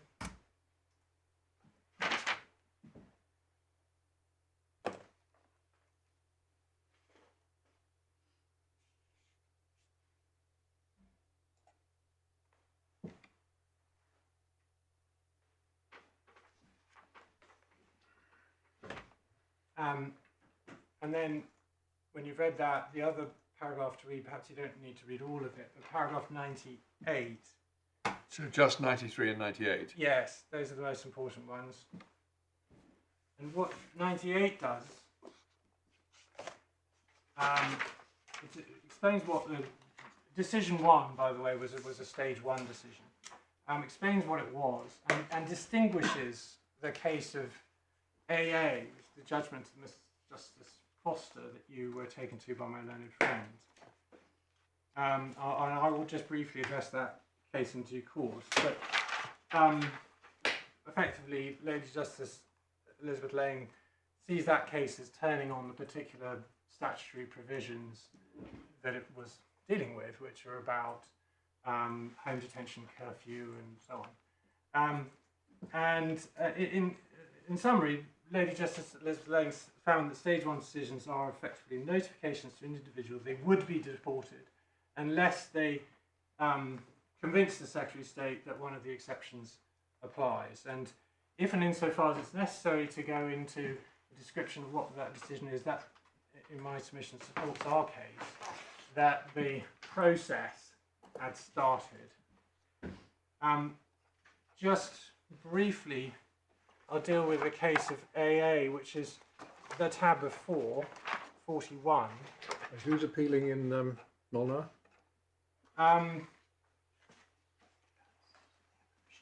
The appellants have permission to appeal. Yeah. Granted yesterday. So then I deal with the AA case, which is behind the last tab, 41, page 952. That case, I think one of your lordships asked whether permission to appeal was sought in that case. There hasn't been a final order yet in this case, and the Secretary of State is considering whether to appeal, but that decision will be made when there's a final order. But it's obviously a very different statutory context, in fact, insofar as it's relevant at all, it supports our case, because if you look at the issue which Mrs. Justice Foster was dealing with, what she was dealing with was, you go to page 963,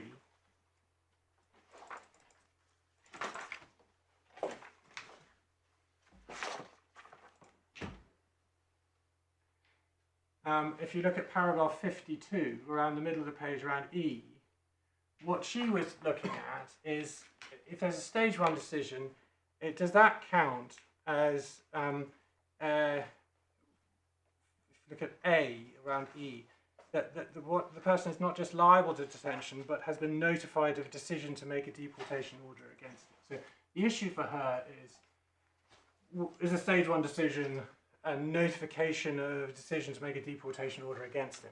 The issue for her was not, has the process started?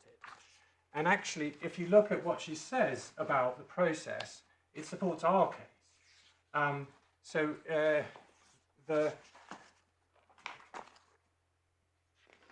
head note talks about this, and also paragraphs 80 to 83 if you take it to page 969, paragraph 80.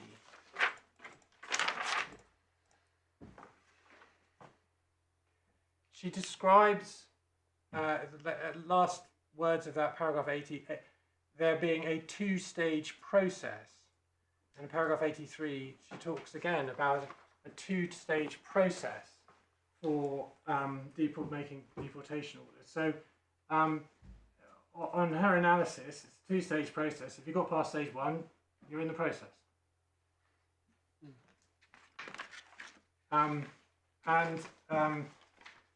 The other point I have is there's the natural wording, there's the case law, and then the final thing is the purpose. And I've already made my submissions on that when we were looking at the authority to carry scheme. So, I can move on to issue 2.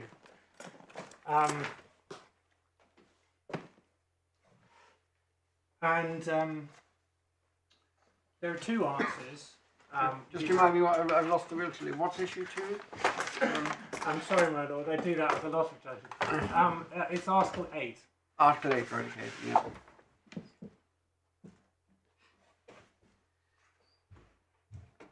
And we submit that there are two answers, two reasons why we say that the appellant shouldn't prevail on that. There's, if you like, the shorter reason and the longer reason. The shorter reason is that there was nothing wrong in the analysis that Mrs. Justice Farby conducted of the Article 8 balance.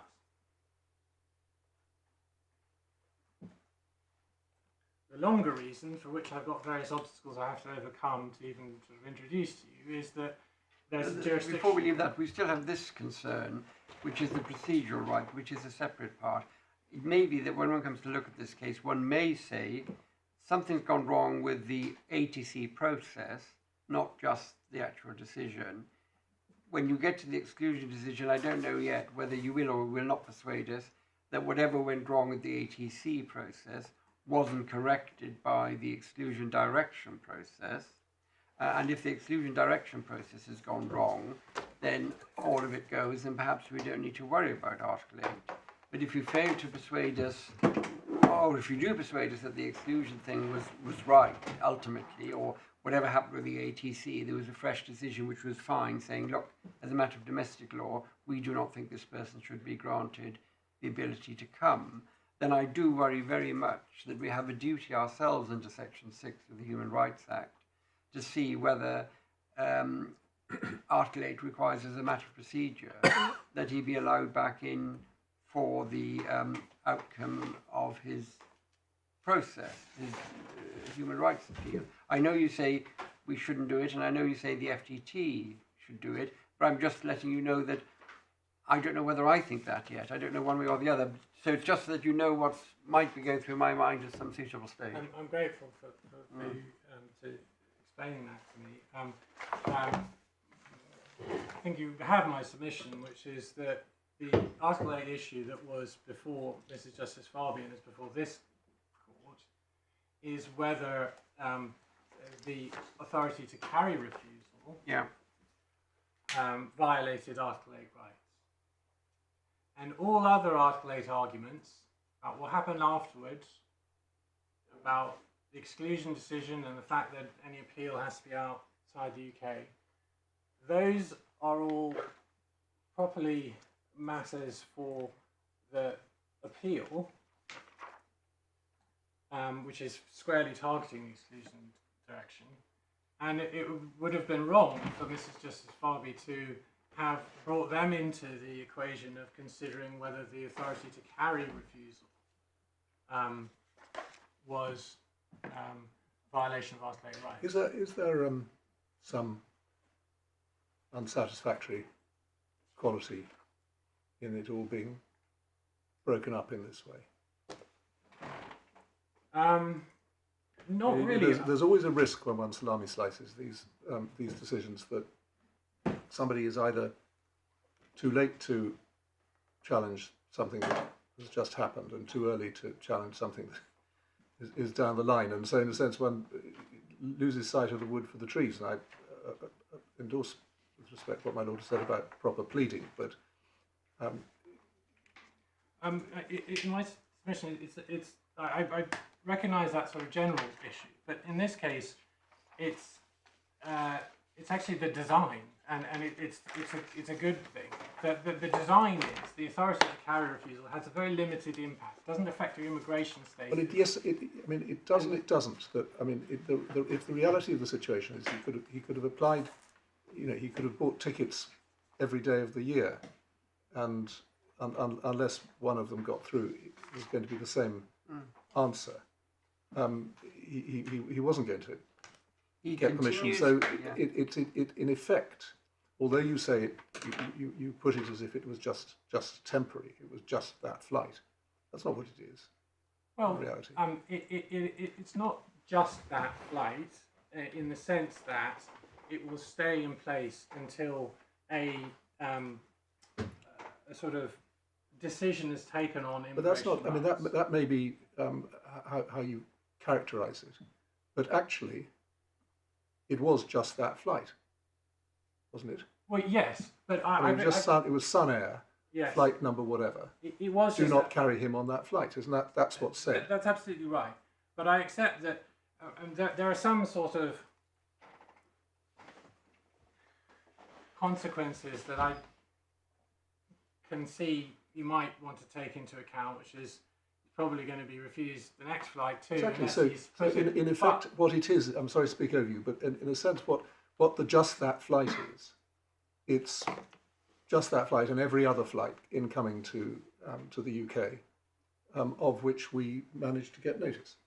I mean, that's the reality of this situation, and so the idea that we should, in a sense, treat it as if it was just that flight and you can get on the next one.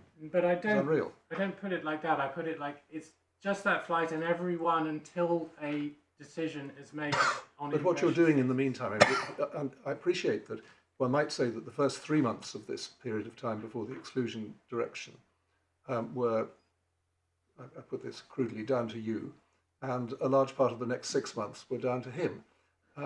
But even if that's all entirely wrong, it might have taken 9 months, it might have taken 3 months, it might have taken 3 years until a decision was taken. It's all unknowable.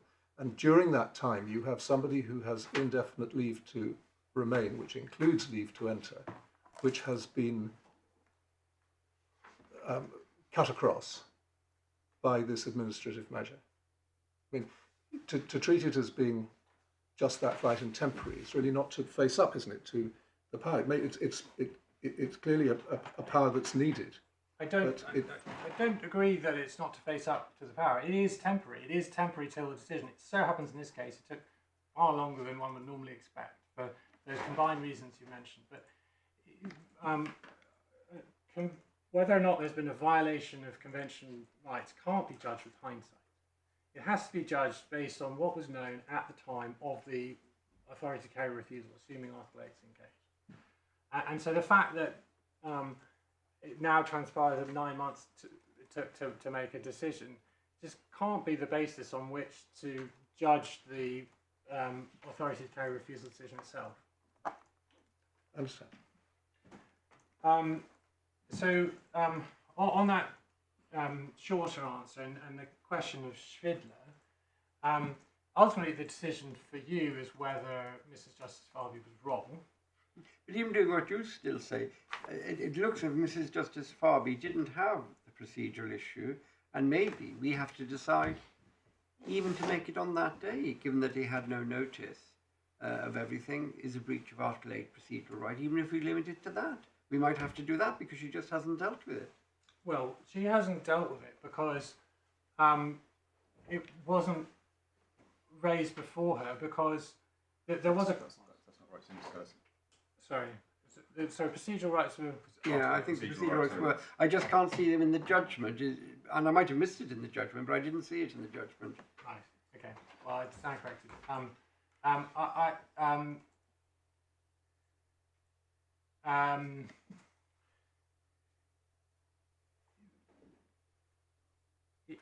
What I was going to say about Schwidler is that the Supreme Court has suggested that where there's any sort of doubt about the correct approach, that a prudent course, they've said, is to look at it both ways.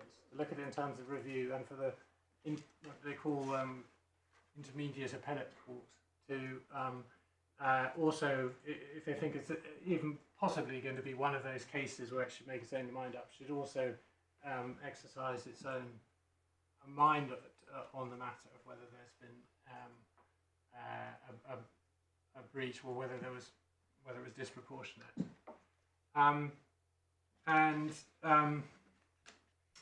What we've done is, I've already explained why I say that she made no misdirection. I take my Lord's point about procedural matter, and if I may, I'd like to reflect on that over the short adjournment, and if you give permission for me to do that. I'm hopeful that we'll finish the issues in the Miss Williams submissions, and then there'll be, but I don't think there'll be much time for my. Let's work on that basis. Thank you. Can I just draw attention to paragraph 50 of our skeleton as to what I say should be the outcome if you're looking at this balance again.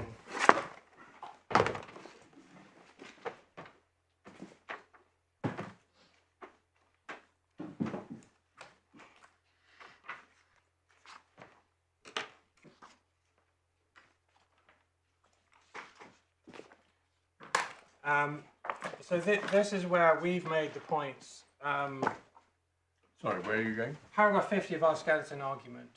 It's in the additional supplementary bundle at the back. So it is, yes. Thank you. Or page 66, I think, of the core bundle is where It's I've a marked different it. document. Yes. I just think that's a different one. Yes, because we put in a. Oh, you put in the amended one, and I did give you permission for that. And you know, I didn't read it after. I read it for permission, and then I didn't read it afterwards. It's the same on this point. Oh, right. Page yeah. 34. It just has, yeah, it's the same on this point. So Right, just wait a second till we've got this in front of us. yes. I've got it. I can't find the additional authorities now, but don't worry, I've got the original bundle. Yeah. Right, 50, and then there are 5 sub-paragraphs. Yes, that's right. I'm just going to add a few more points orally, but so I won't go over all the 5 points. But in essence, one I've covered already is about the length of the period that was a foreseeable consequence of the. Sorry, I've got confused. What are you doing? We got the skeleton. You're just taking us through it. Yes. They're taking us through this paragraph. Yes. Okay. Well, to save time, I won't go back over it. I think I'll just add my further points. I'll take it those 5 points as read. Well, just let me quickly look at them. I mean, 2 is just unrealistic, isn't it? He didn't depart the United Kingdom. He went on a short trip because his father-in-law was dying. Voluntary depart sounds like I have left the United Kingdom. Well, what I mean. Your point is chose to leave. Chose to leave, yes. Depart perhaps is the wrong way of putting it, but chose to leave as opposed to having been deported. Yeah.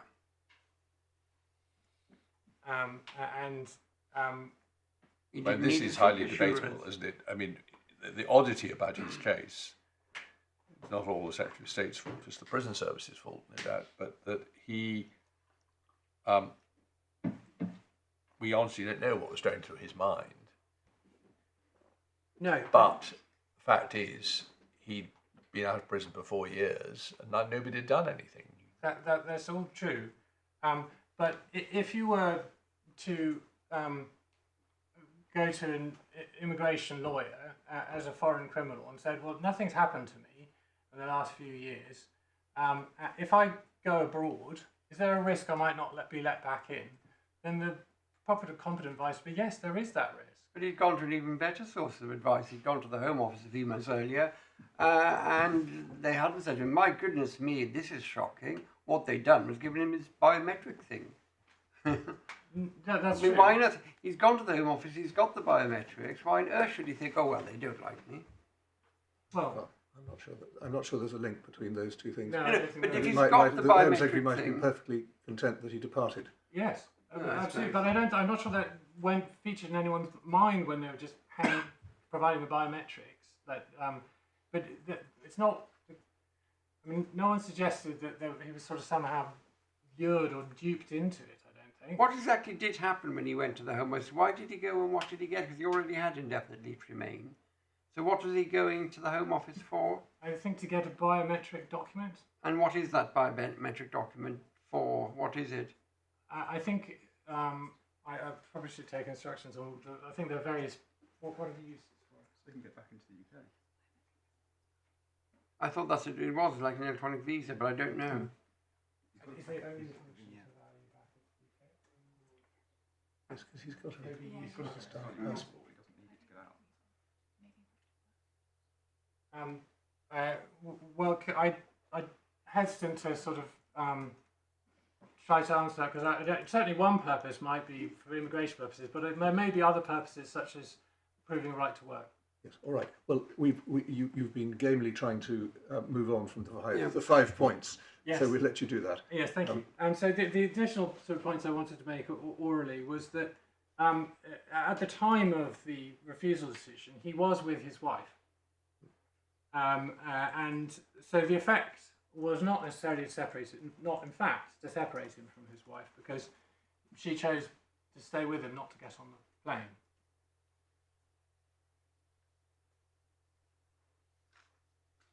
And the next point is that at the time of that refusal decision, the Secretary of State didn't know of family life back in the UK. Now you could say that the Secretary of State should have known that he had adult relatives in the UK. Maybe that Secretary of State did, maybe they didn't, I don't know. But that alone doesn't establish family life. You have to show unusual ties of dependence. And he has put in evidence now, in subsequent to this refusal decision, just in the bundles, about how he has close ties to his sister. But that was not information known to the Secretary of State at the time. When you say at the time, you're meaning at what time? Of the refusal to carry decision, September 2024. Well, I think we established previously that Secretary of State knew practically nothing at all about him. Yeah.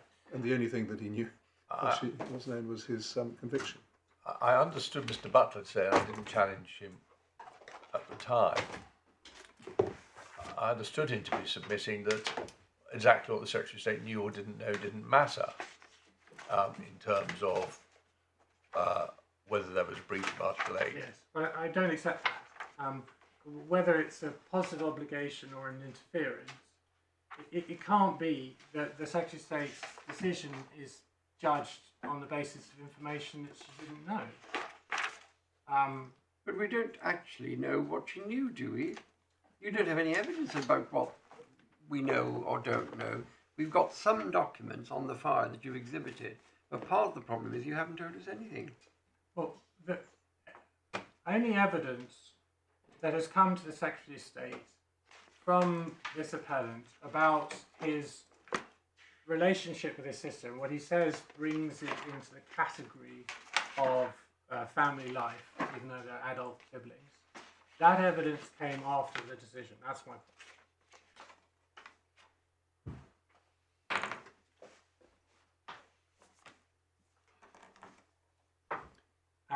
And then Just finally, could I ask a yes, point that goes through our mind?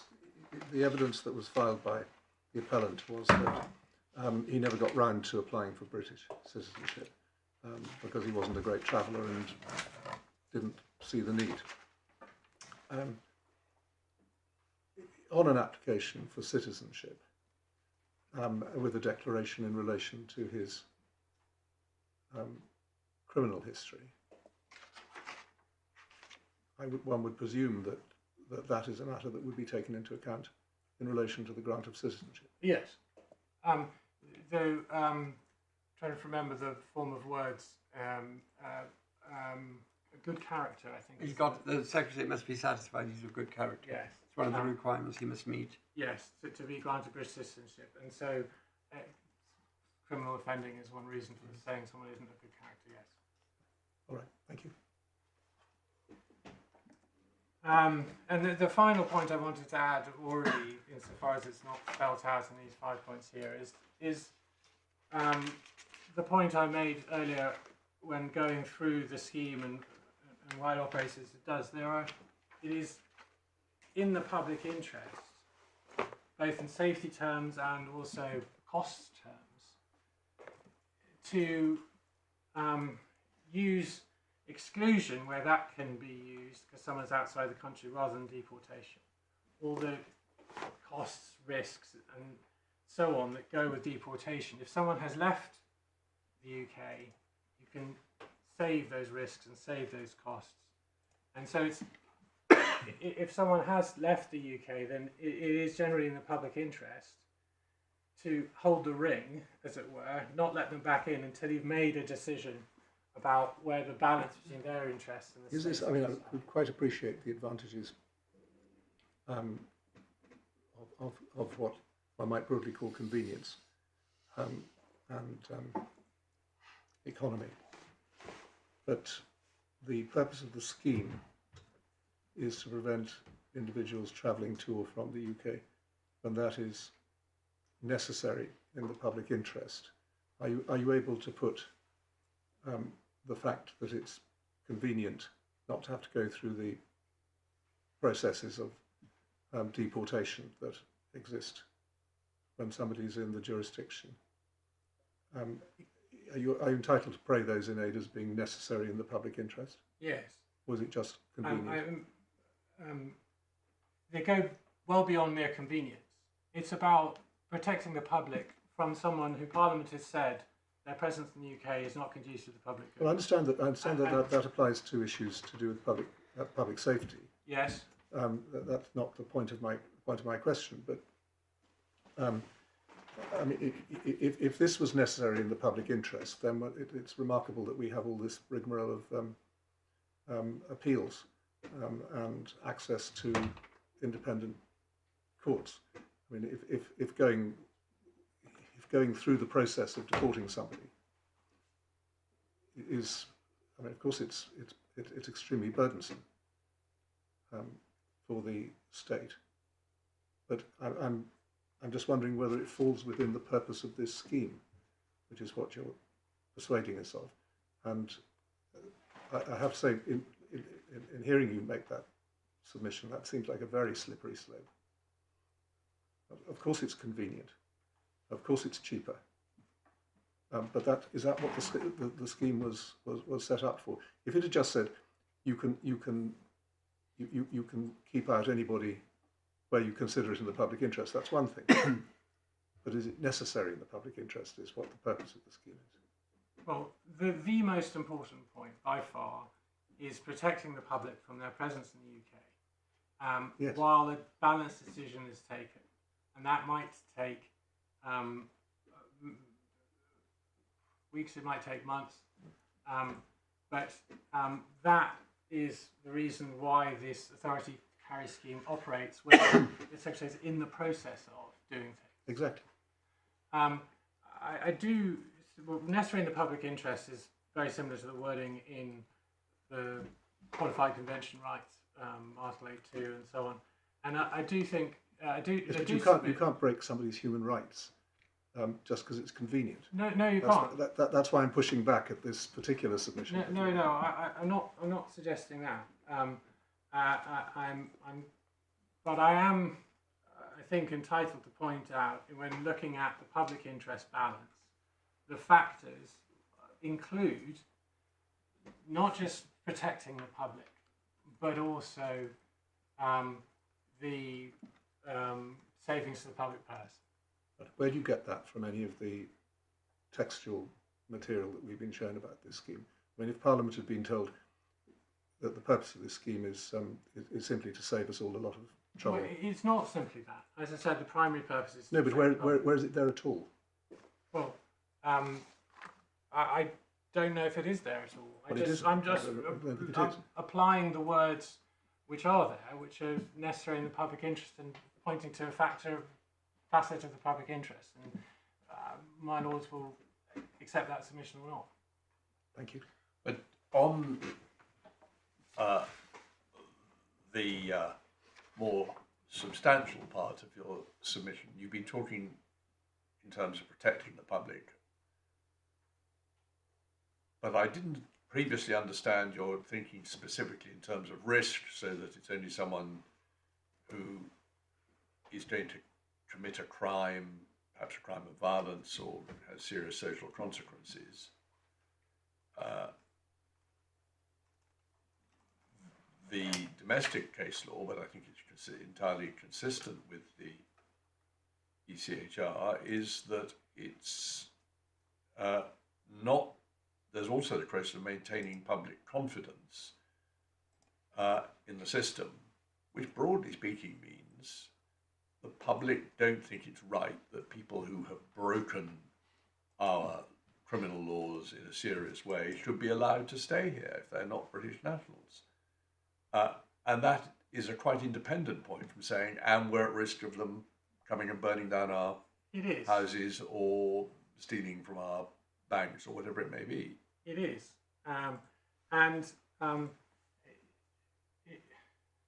hadn't thought of it like that, but now that my lord puts it, it seems to me that is also a facet of what this scheme is about, necessarily in the public interest. Because what would it do to public confidence if someone had to be let back in, even though a week later you're, or whatever it is, going to try and then expel them because you think that they're dangerous and you knew they were going on a flight and you nonetheless let them in? Well, maybe. I mean, that wasn't quite the point I was putting. I was just clarifying that in the context of deportation, the public interest has long been recognised to have to take into account not just the risk of someone committing further offences, but the perception that they've, you can put it various different ways, you know, they've undermined their legitimate right to be here by committing offences. Doesn't really matter exactly how you put it. It's been put different ways in the case law, but that's the essence of it. Yes, and I agree. My difficulty is a different one. I think committing a crime is the starting point and the end point for public interest. That's what Parliament has decided. But Parliament hasn't made it immediate, and it hasn't made it absolute, both in the process of deportation orders and in Section 117C, where the public interest requires deportation because you're a serious offender. There are qualifications. The exemption for automatic deportation, and the unless there are very compelling circumstances over and above private and family life as normally understands. And the difficulty that I've got with this is an unusual set of circumstances. This man went away, he didn't know he was going to be the subject of the letter. The Secretary of State knew that he went away not knowing that. And I haven't seen anything yet that makes me think, why has the Secretary of State thought that this is one of those cases where, rather than go through the process where he's allowed to be here and sort out the exceptions and the human rights claim, it is so bad, I'm going to dispense with the prospect of dealing with the exceptions. I'm going to skip the human rights, let him be here and make his claim within the United Kingdom. I'm going to keep him in Pakistan, notwithstanding his pregnant wife, now notwithstanding everything else. That's my trouble, to be honest. That is not a requirement under the authority to carry scheme. It isn't in F just those who are subject to deportation order and so bad that they shouldn't be allowed back in. No, I agree. And if they've gone out and they know it and they take the risk, that's fine. But it's the fact of this case. Right. Yes, but as I said, that Article F, Article was that 14. 14, thank you, F, the first and second categories, they don't, the scheme could have made it predicated on notice. It could have said, you're subject to a deportation order which you knew about. you're in the process, the Secretary's in the process and you knew about it. It hasn't. And so Parliament has said if someone chooses to leave, then it is necessary in the public interest to keep them out if they are in the process of making them subject to deportation order has started. It doesn't have to be one of the top end serial killers.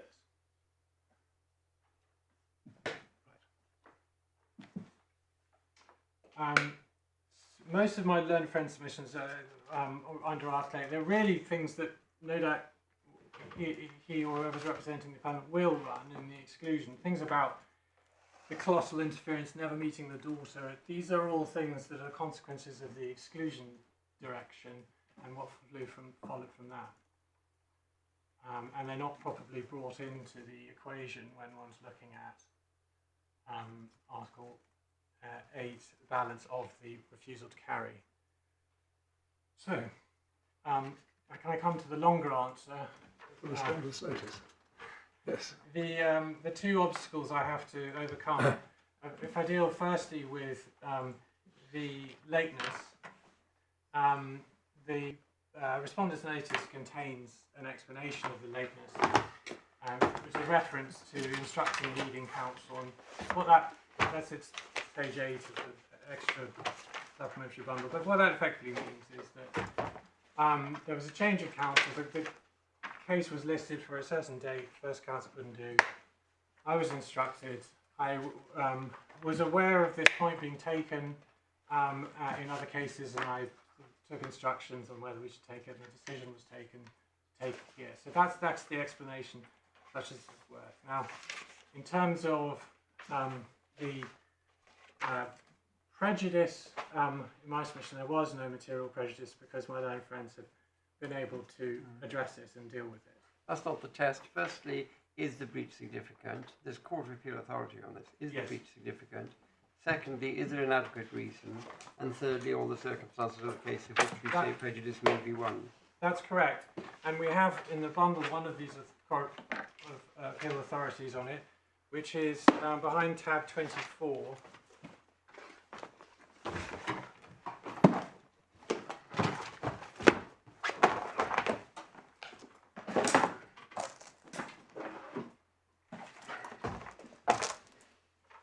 It's the case of Saltford Estates against Altamont. It's page 442 that it begins.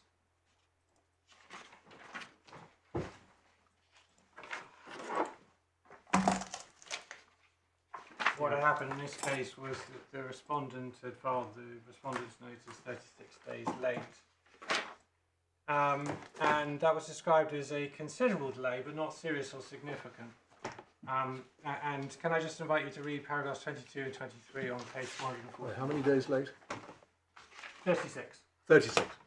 But you're not doing this to any of the recent Court of Appeal authorities. It said 2 days. Well, can we just, I'm sorry, I need to read into this, so that we'll follow you through this. Thank you. All right, so we're with paragraph 22 and 23. Thank you.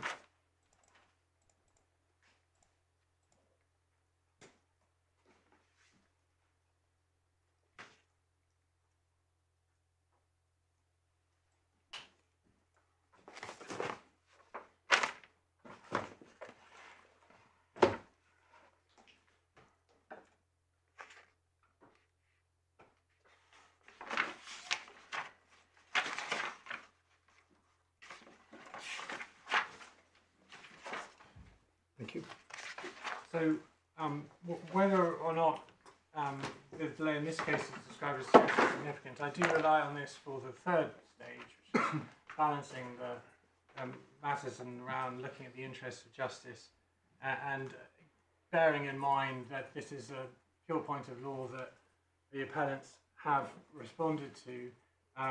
In my submission, it's in the interest of justice to grant the extension. That's what I say on the first obstacle. And then on the second obstacle, the fact the point wasn't taken below, the standard principles are of course, that I need your permission, but if it's a pure point of law, which this is, then the court may grant permission subject to there being some sort of potential penalty as costs if the other side's had a proper and fair opportunity to respond to it. And I submit that that's the situation here. I suppose your main underlying point is that let's suppose your argument is right, then it's not very satisfactory that we should be deciding these points on the basis of a false understanding. That's right. Yes. I mean, this is obviously an important point, and my learned friend is praying in aid the importance of it to say you should do a sort of Schvidler style look at it again for yourselves type approach. And if you're doing that, it obviously makes sense to look at the jurisdictional matter too. yes, I mean, obviously, contrariwise, if your argument is wrong, then it's in everybody's interest that is exposed. That's absolutely right, and then other courts aren't troubled by it. absolutely right, and there is a tension between two Court of Appeal authorities in this field, which I'll take you to, and it's obviously in everyone's interest for that tension to be resolved, or yes, to dealt with. You were going to go and take us to those. Yes, so that takes me to the merits of this, and the two Court of Appeal authorities, and they differ in their analysis of a Strasbourg authority called Khan against the UK. So can I take you to Khan first of all, before I get to the two Court of Appeal authorities? Khan is in the authorities bundle, and it's behind tab 43 at page 1011.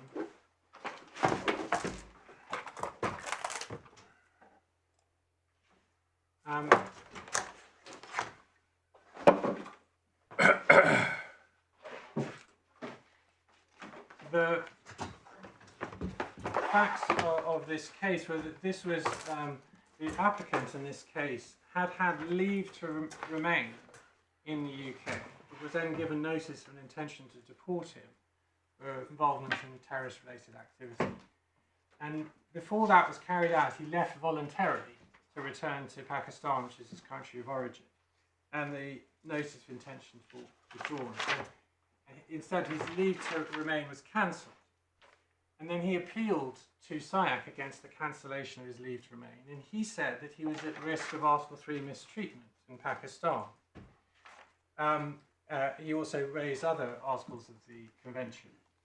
SIAC, sorry, he didn't at that stage, but he did later in Strasbourg. In SIAC, the focus was Article 3.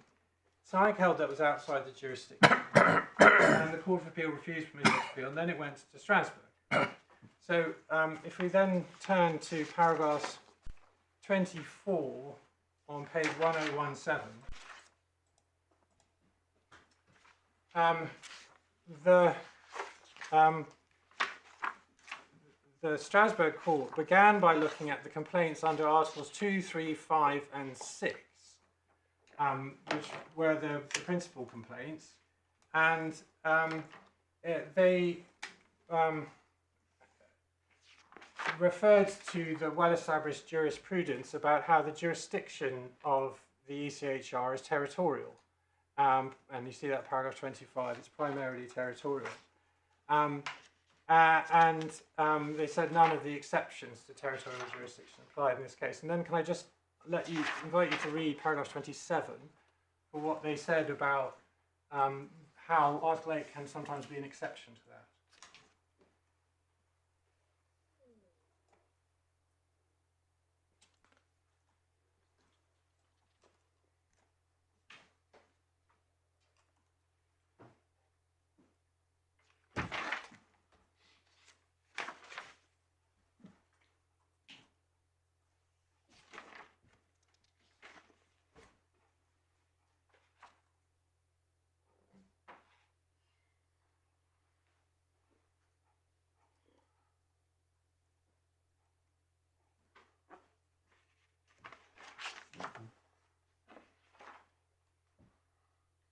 So just 2 points to note about that. First of all, they refer to it as this exceptional circumstance where someone outside the jurisdiction may have Article 8 issues they can raise before the court. They refer to this as they give the examples as positive obligation cases. And they rested on the fact that there is one of the family members already in the contracting state. That's what's sometimes then referred to as a jurisdictional peg, and it's a human being in the state. If I then move on to the way that they deal with the remaining complaints,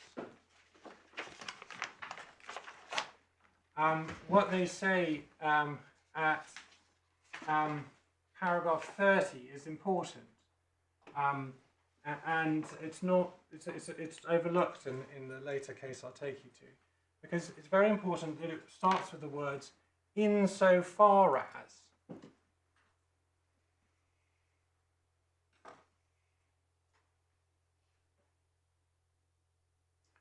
So what the Strasbourg Court did, in effect, here, is to say, we don't really need to make a decision on jurisdiction. We're just going to assume that there's jurisdiction. Insofar as there's jurisdiction to look at these, they're unmeritorious anyway. And then they go on to give reasons why they're unmeritorious.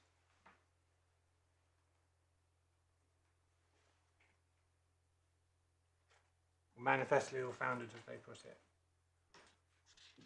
So that's the Strasbourg decision, and then can I take you now to the first of the two Court of Appeal authorities, which is R3, which is behind tab 33, the first authorities bundle. Second.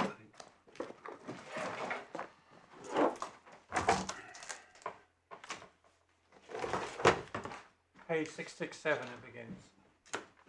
So I don't know if it's the same. Sorry, I've got different bundling because I said to you, but yes, but behind tab 33, page 667.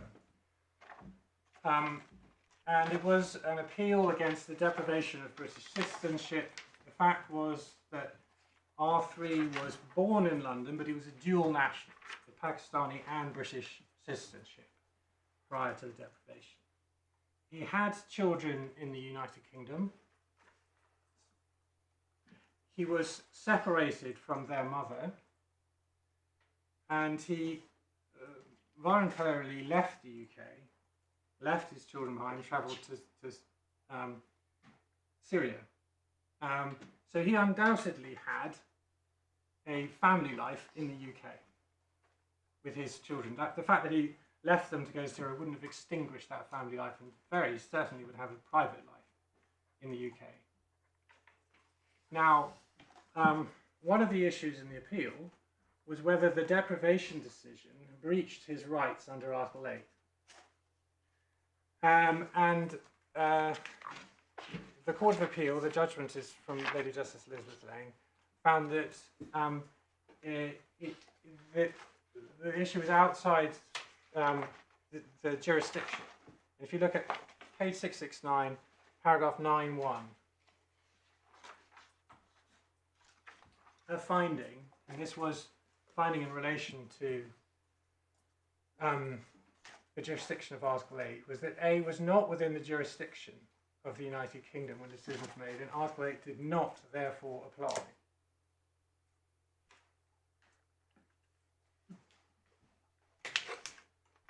That was the conclusion. To get to that conclusion, you can see that Lady Justice Elizabeth Lang went through a great deal of cases on Article 8 and jurisdiction. They go from pages sort of 677 onwards. They include the well-known cases of Al-Scania. They also include the Khan case I just took you to, and paragraphs 59 to 61 are about, or sorry, paragraphs 59 to 64 are all about that Khan case. Then there's also discussion of a Court of Appeal case called Aziz. That's in paragraph 80 to 81, and that's all about whether one needs to look at the foreseeable consequences of deprivation. My submissions were recorded at paragraph 96, and I'm just paused to let you read the submissions. I'll come back to you, make reference to one of them, so I just draw them to your attention here.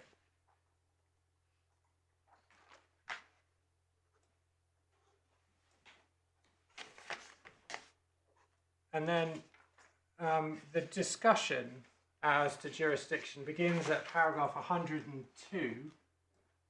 And at some point, I would invite your lordships to read all of paragraph 102 to 106. I don't know whether it's best to do that now or later. She specifically says that the Khan case, she refers to it in paragraph 104,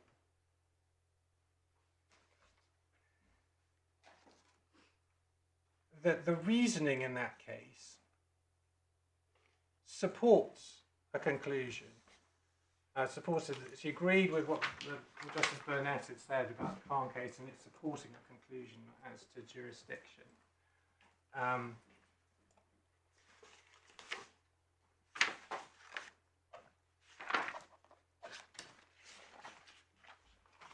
And A, there is a reference to the appellant in that case before her, R3. And in paragraph 106, she accepted my submission based on Aziz. Can I just let you read paragraph 106?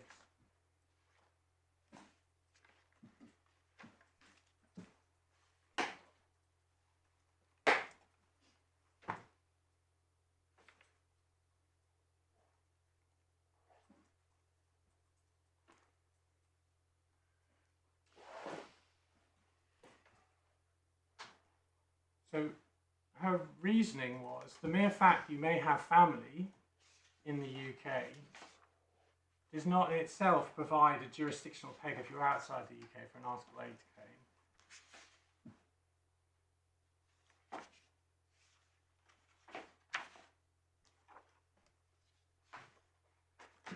claim. It would only apply in the future if there were an application for entry clearance for the family to be reunited. And one of the people making such an application would need to be the sponsor family member in the UK.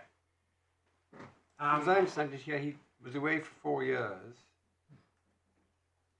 This case seems different, our case seems different on the facts, because he lives in the United Kingdom. He lives there lawfully because he's had indefinite leave to remain for many years.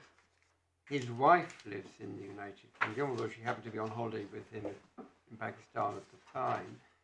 So he's not applying for re-entry, he's entitled to enter. The case is undoubtedly different on the facts. I'm trying to draw to your attention the principles and ratio on jurisdiction here and how they conflict with what's said in the later judgment of value. Okay.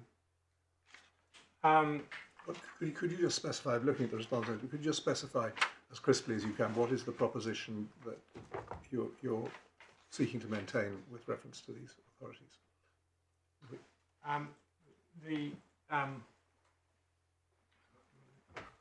If I could, I want to, if I might just look at how we put it on the response notice.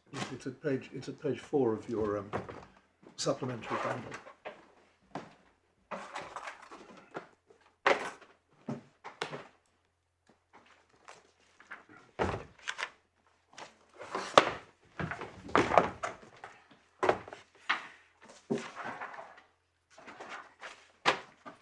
Is that Yes. where we best find it? Yeah, that is where we best find it.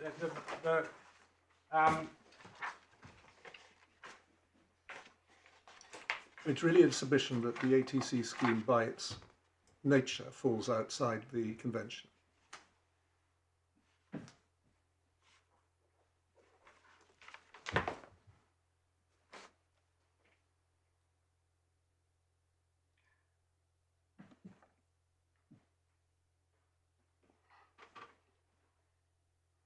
when the person's outside the UK, the ATC scheme does also cover whether someone can leave the UK, but so that is insofar as it relates to incoming. Yes, Right. that's right. Yeah. Because you only get to that positive obligation situation where there's someone in the UK that has made, if you like, an application of some kind to be reunited with a person outside the UK. And that's not the situation of trying to get on the plane from the outside person trying to get on the plane. Right, so I go to Calais.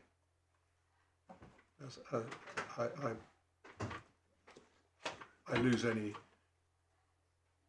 rights against my own state. Is that it? I mean, well, I'm not being sceptical about this. I just want to know what the effect of the Alskani.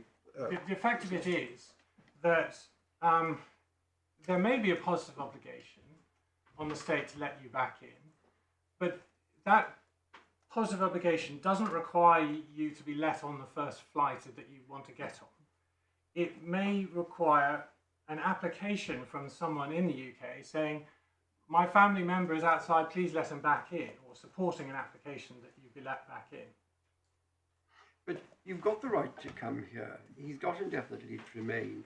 The question is whether not allowing him to exercise his right to come here after a short holiday abroad, where his wife and family and his private life is, it's whether a decision by the United Kingdom to stop him getting on a flight from Pakistan to London is an interference within Article 8.1, which is then justified. And to say because the flight starts in Pakistan seems quite a leap. Well, but it's not just about is it an interference that's justified. There's the prior question of is this within the jurisdiction of the Human Rights Act and the ECHR at all? Yes, I understand Article 1, yes. And it can only, the general rule is, you might have, the territorial jurisdiction rule can have some very harsh consequences. There's a big difference between your situation if you are in the UK and you choose to leave even for a few days and you suddenly say, I'm at risk of being tortured here, please let me back in. That is not a reason to let you back in because of the territorial jurisdiction of the ECHR. Whereas if you'd made the same argument 2 days earlier from the UK, that would be an absolute bar in removing it. So it can produce some rather surprising results, but that is the rule. That's how the jurisdiction works. And there is this limited exception which Khan discusses, which is where there's a person in the jurisdiction who is part of or supporting an application for the family to be reunited. We haven't got to that stage at the point where someone is out in a foreign country with their wife looking to get on a plane. That's the submission. And can I then turn to Ali? And just in this case, to remind ourselves, because it's a long time since we looked at the chronology, this appellant had been out for, he'd gone on the 16th of September, and he was 12 days out. Yes, I completely accept the point my lord made to me that the facts are very different to R3. But I'm wondering the extent to which this is a fact-sensitive question. Well, it isn't, because You say it is. It just isn't. It just isn't. It just depends. I mean, in fact, if I go back to Khan, jurisdiction doesn't turn on how long you. So I'll go back to Khan before I try and formulate my submissions.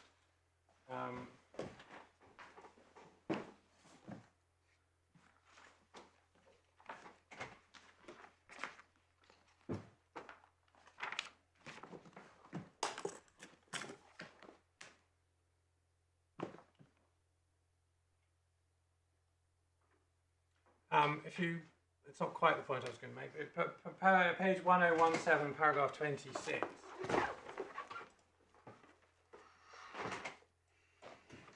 You have that?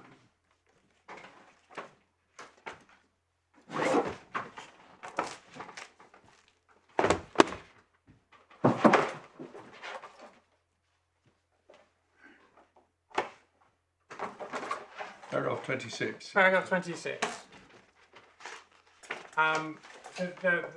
What Mr. Khan was trying to do is say, well, I'm not like your standard extraterritorial case, because I used to be living in the UK and I had leave to remain, and I voluntarily chose to depart. So that makes me different to other jurisdictional cases. And the Strasbourg court said, contrary to the applicant's submission, there's no principal reason to distinguish between, on the one hand, someone who's in the jurisdiction of contraction state but voluntarily left that jurisdiction, and on the other, someone who is never in the jurisdiction of that state. And that must apply however many days they have been outside the jurisdiction. Well, I don't know, I haven't read the facts of Khan sufficiently clearly, but was this a case where he had moved abroad to avoid the words left?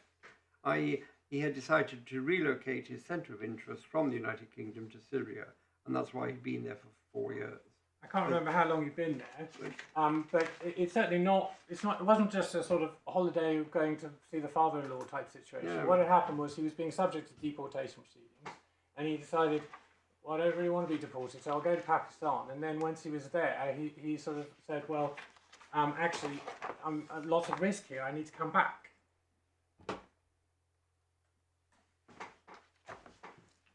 But I'm just applying the logic of the principle, which is it's a harsh line principle, but in my submission is what the law says. So can I then turn to, and it doesn't turn on how long you've been outside the jurisdiction. So if I then turn to the Ali case,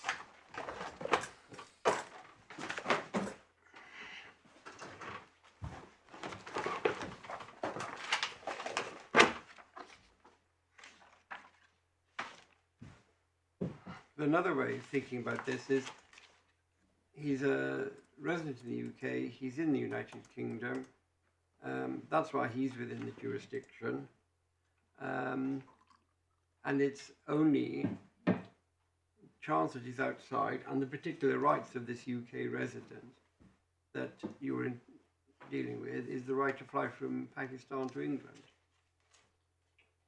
yes. Not to divorce it from the fact that the person who's the subject of the exercise of power is somebody who is in the jurisdiction. It just so happens that that bit of his life that you're dealing with is the bit involving the flight from Pakistan to London. I suppose maybe it depends on how you apply this jurisdiction rule and whether it's about the person's life or whether it's about a human being.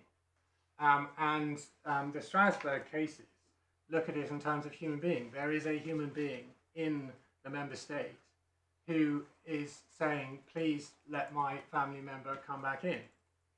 And in this case, I'm not suggesting that he can never advance Article 8 arguments if he'd stayed out. And so it's perfectly possible for him to make an application for entry clearance supported by evidence that he has a close relationship to his sister. And at that point, we're firmly in that territory of, arguably in that territory where there's that jurisdictional exception. There's a positive obligation because there's someone in the state saying, "Please reunite me." Where's the source of that? Sorry, that positive obligation point. Where do you? Khan, I think I took you to the paragraph that described the Article 8 exception to the normal territorial rule and was summarising various case law about that. That's a positive obligation to allow somebody to come here who doesn't have the right to come here, though, isn't it? Here, he has the right to come here. He lives here and he has the right to come here. And what's happening is a man who lives here is not being allowed to come here. A lot of those cases do deal with people who don't actually have sort of immigration status in the member state. That's perfectly correct. I'm just pointing out the analysis of jurisdiction, which is that generally it's territorial, but there can be an exception if you're making a request to rejoin your family member in the member state who's supporting that request. So it depends on the person being out of the jurisdiction at the time that the act takes place. Yes. So if I go on holiday tomorrow to France and they seize my house and private papers, I've got no recompense against them. Well, that doesn't follow. There may be lots of recompense in. There's no breach of Article 8 that they've seized my correspondence and interfered with my private life and ransacked my office when I was on holiday in Provence. Well, I think your rights are against are covered by the French state. Is how the argument runs. I mean that. Yes. Well, it may be that you have to then return to the UK's exercise. I haven't thought through that particular scenario you're describing. I'm just trying to draw attention to what the case law is on territorial jurisdiction and what the exceptions are. Wouldn't it be more sensible to have this discussion once we've seen what Ali says? Yes. right, Okay. So tab 35, page 716.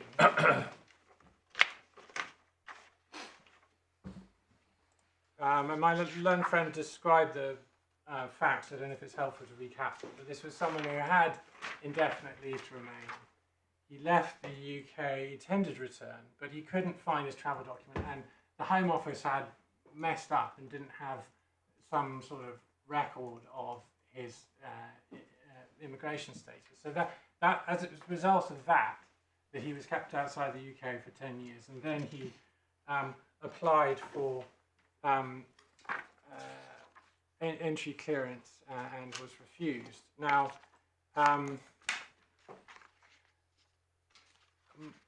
my lords were taken to paragraph 45.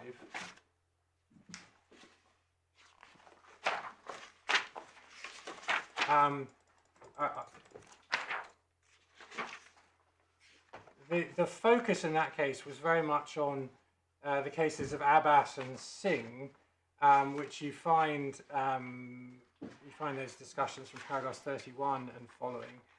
There isn't the same sort of examination as in R3 of the general jurisdictional limitations of Strasbourg, going through all those judgments, domestic and foreign, about that. And so then when you get to paragraph... It does refer to R3. He does refer to R3, that's absolutely right, yes. It's referred to paragraph 40. Paragraph 45, Lady Justice Andrews asks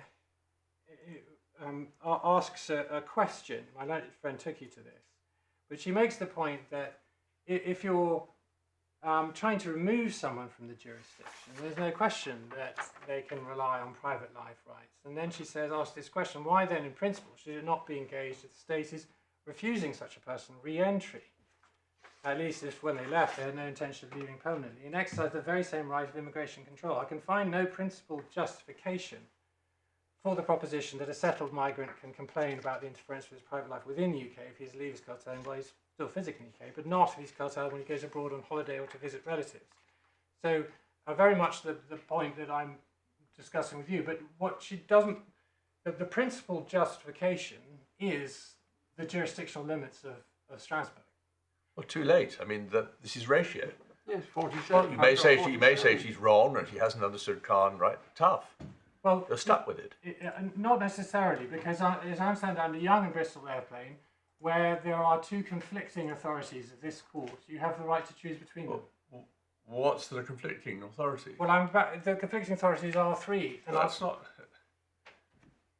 I haven't identified any conflict there. Well, I'm just about to, if I may. I see. I thought you'd been to R3 already. I have. I haven't taken you to the part of Ali that I see. All right. spells out why there's a conflict.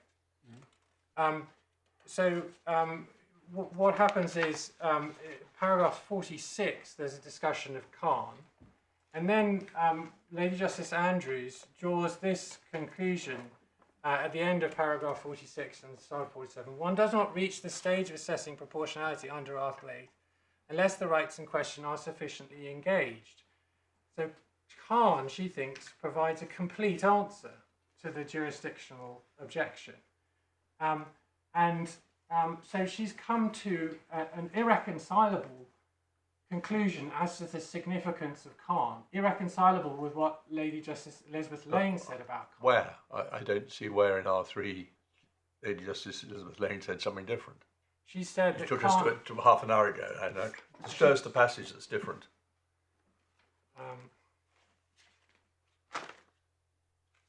I'm not saying you didn't, but I just don't know what it is. so if you Where is R3 again? Of the tab 33. 33. Thank you.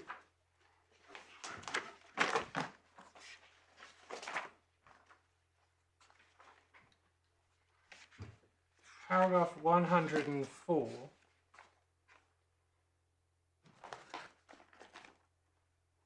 page 688, she cites Khan for exactly the opposite proposition, that the appellant was outside the jurisdiction at the relevant time. Whereas Lady Justice Andrews thinks Khan is a complete answer because, with respect, and I'm not, no one's fault, she hasn't engaged with the words insofar as. Well,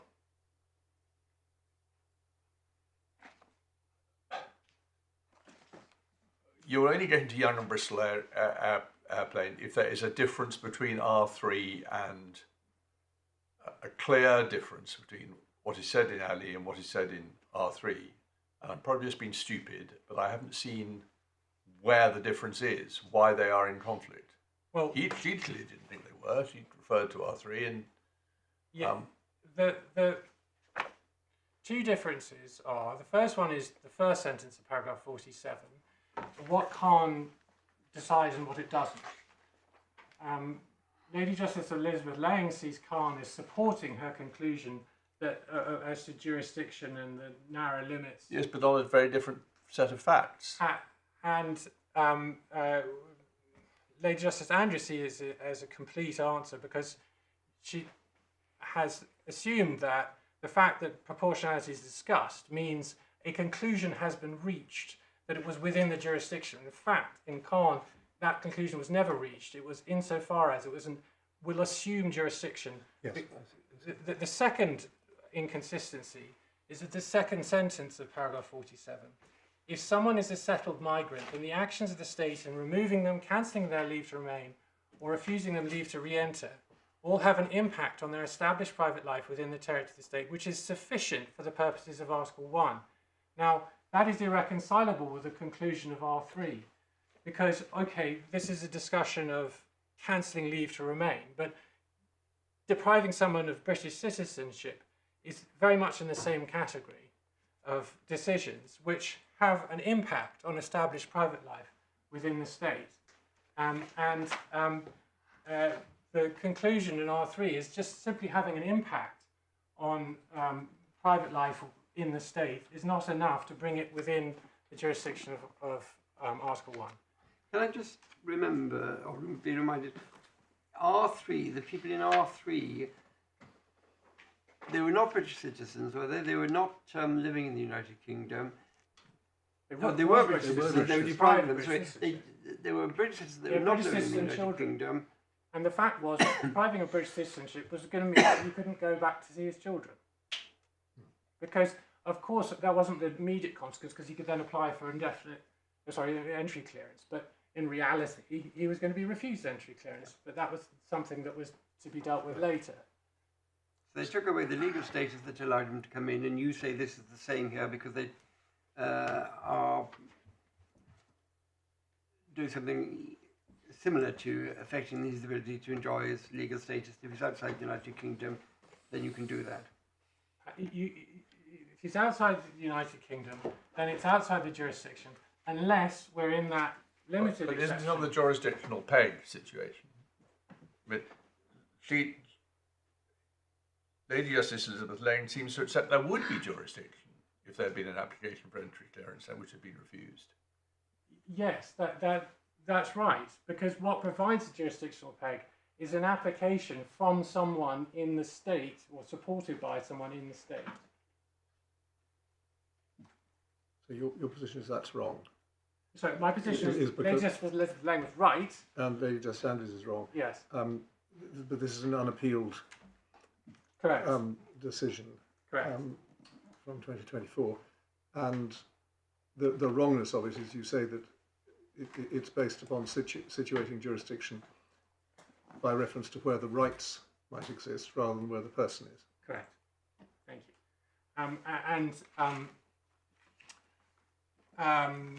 H6 just effectively follows Ali. Permission to appeal was refused. Which one? Sorry, which is? H6 is the case that just follows Ali. So we haven't been shown that. No, I don't think it's necessary to, because Right, I didn't even know it existed.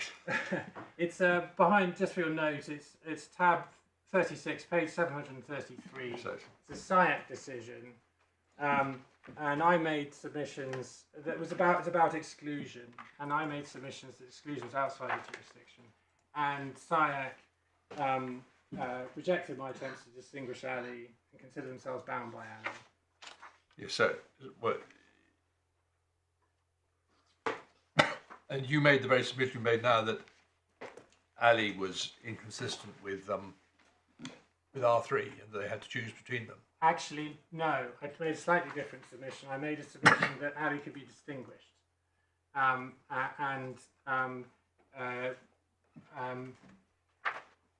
they rejected that submission.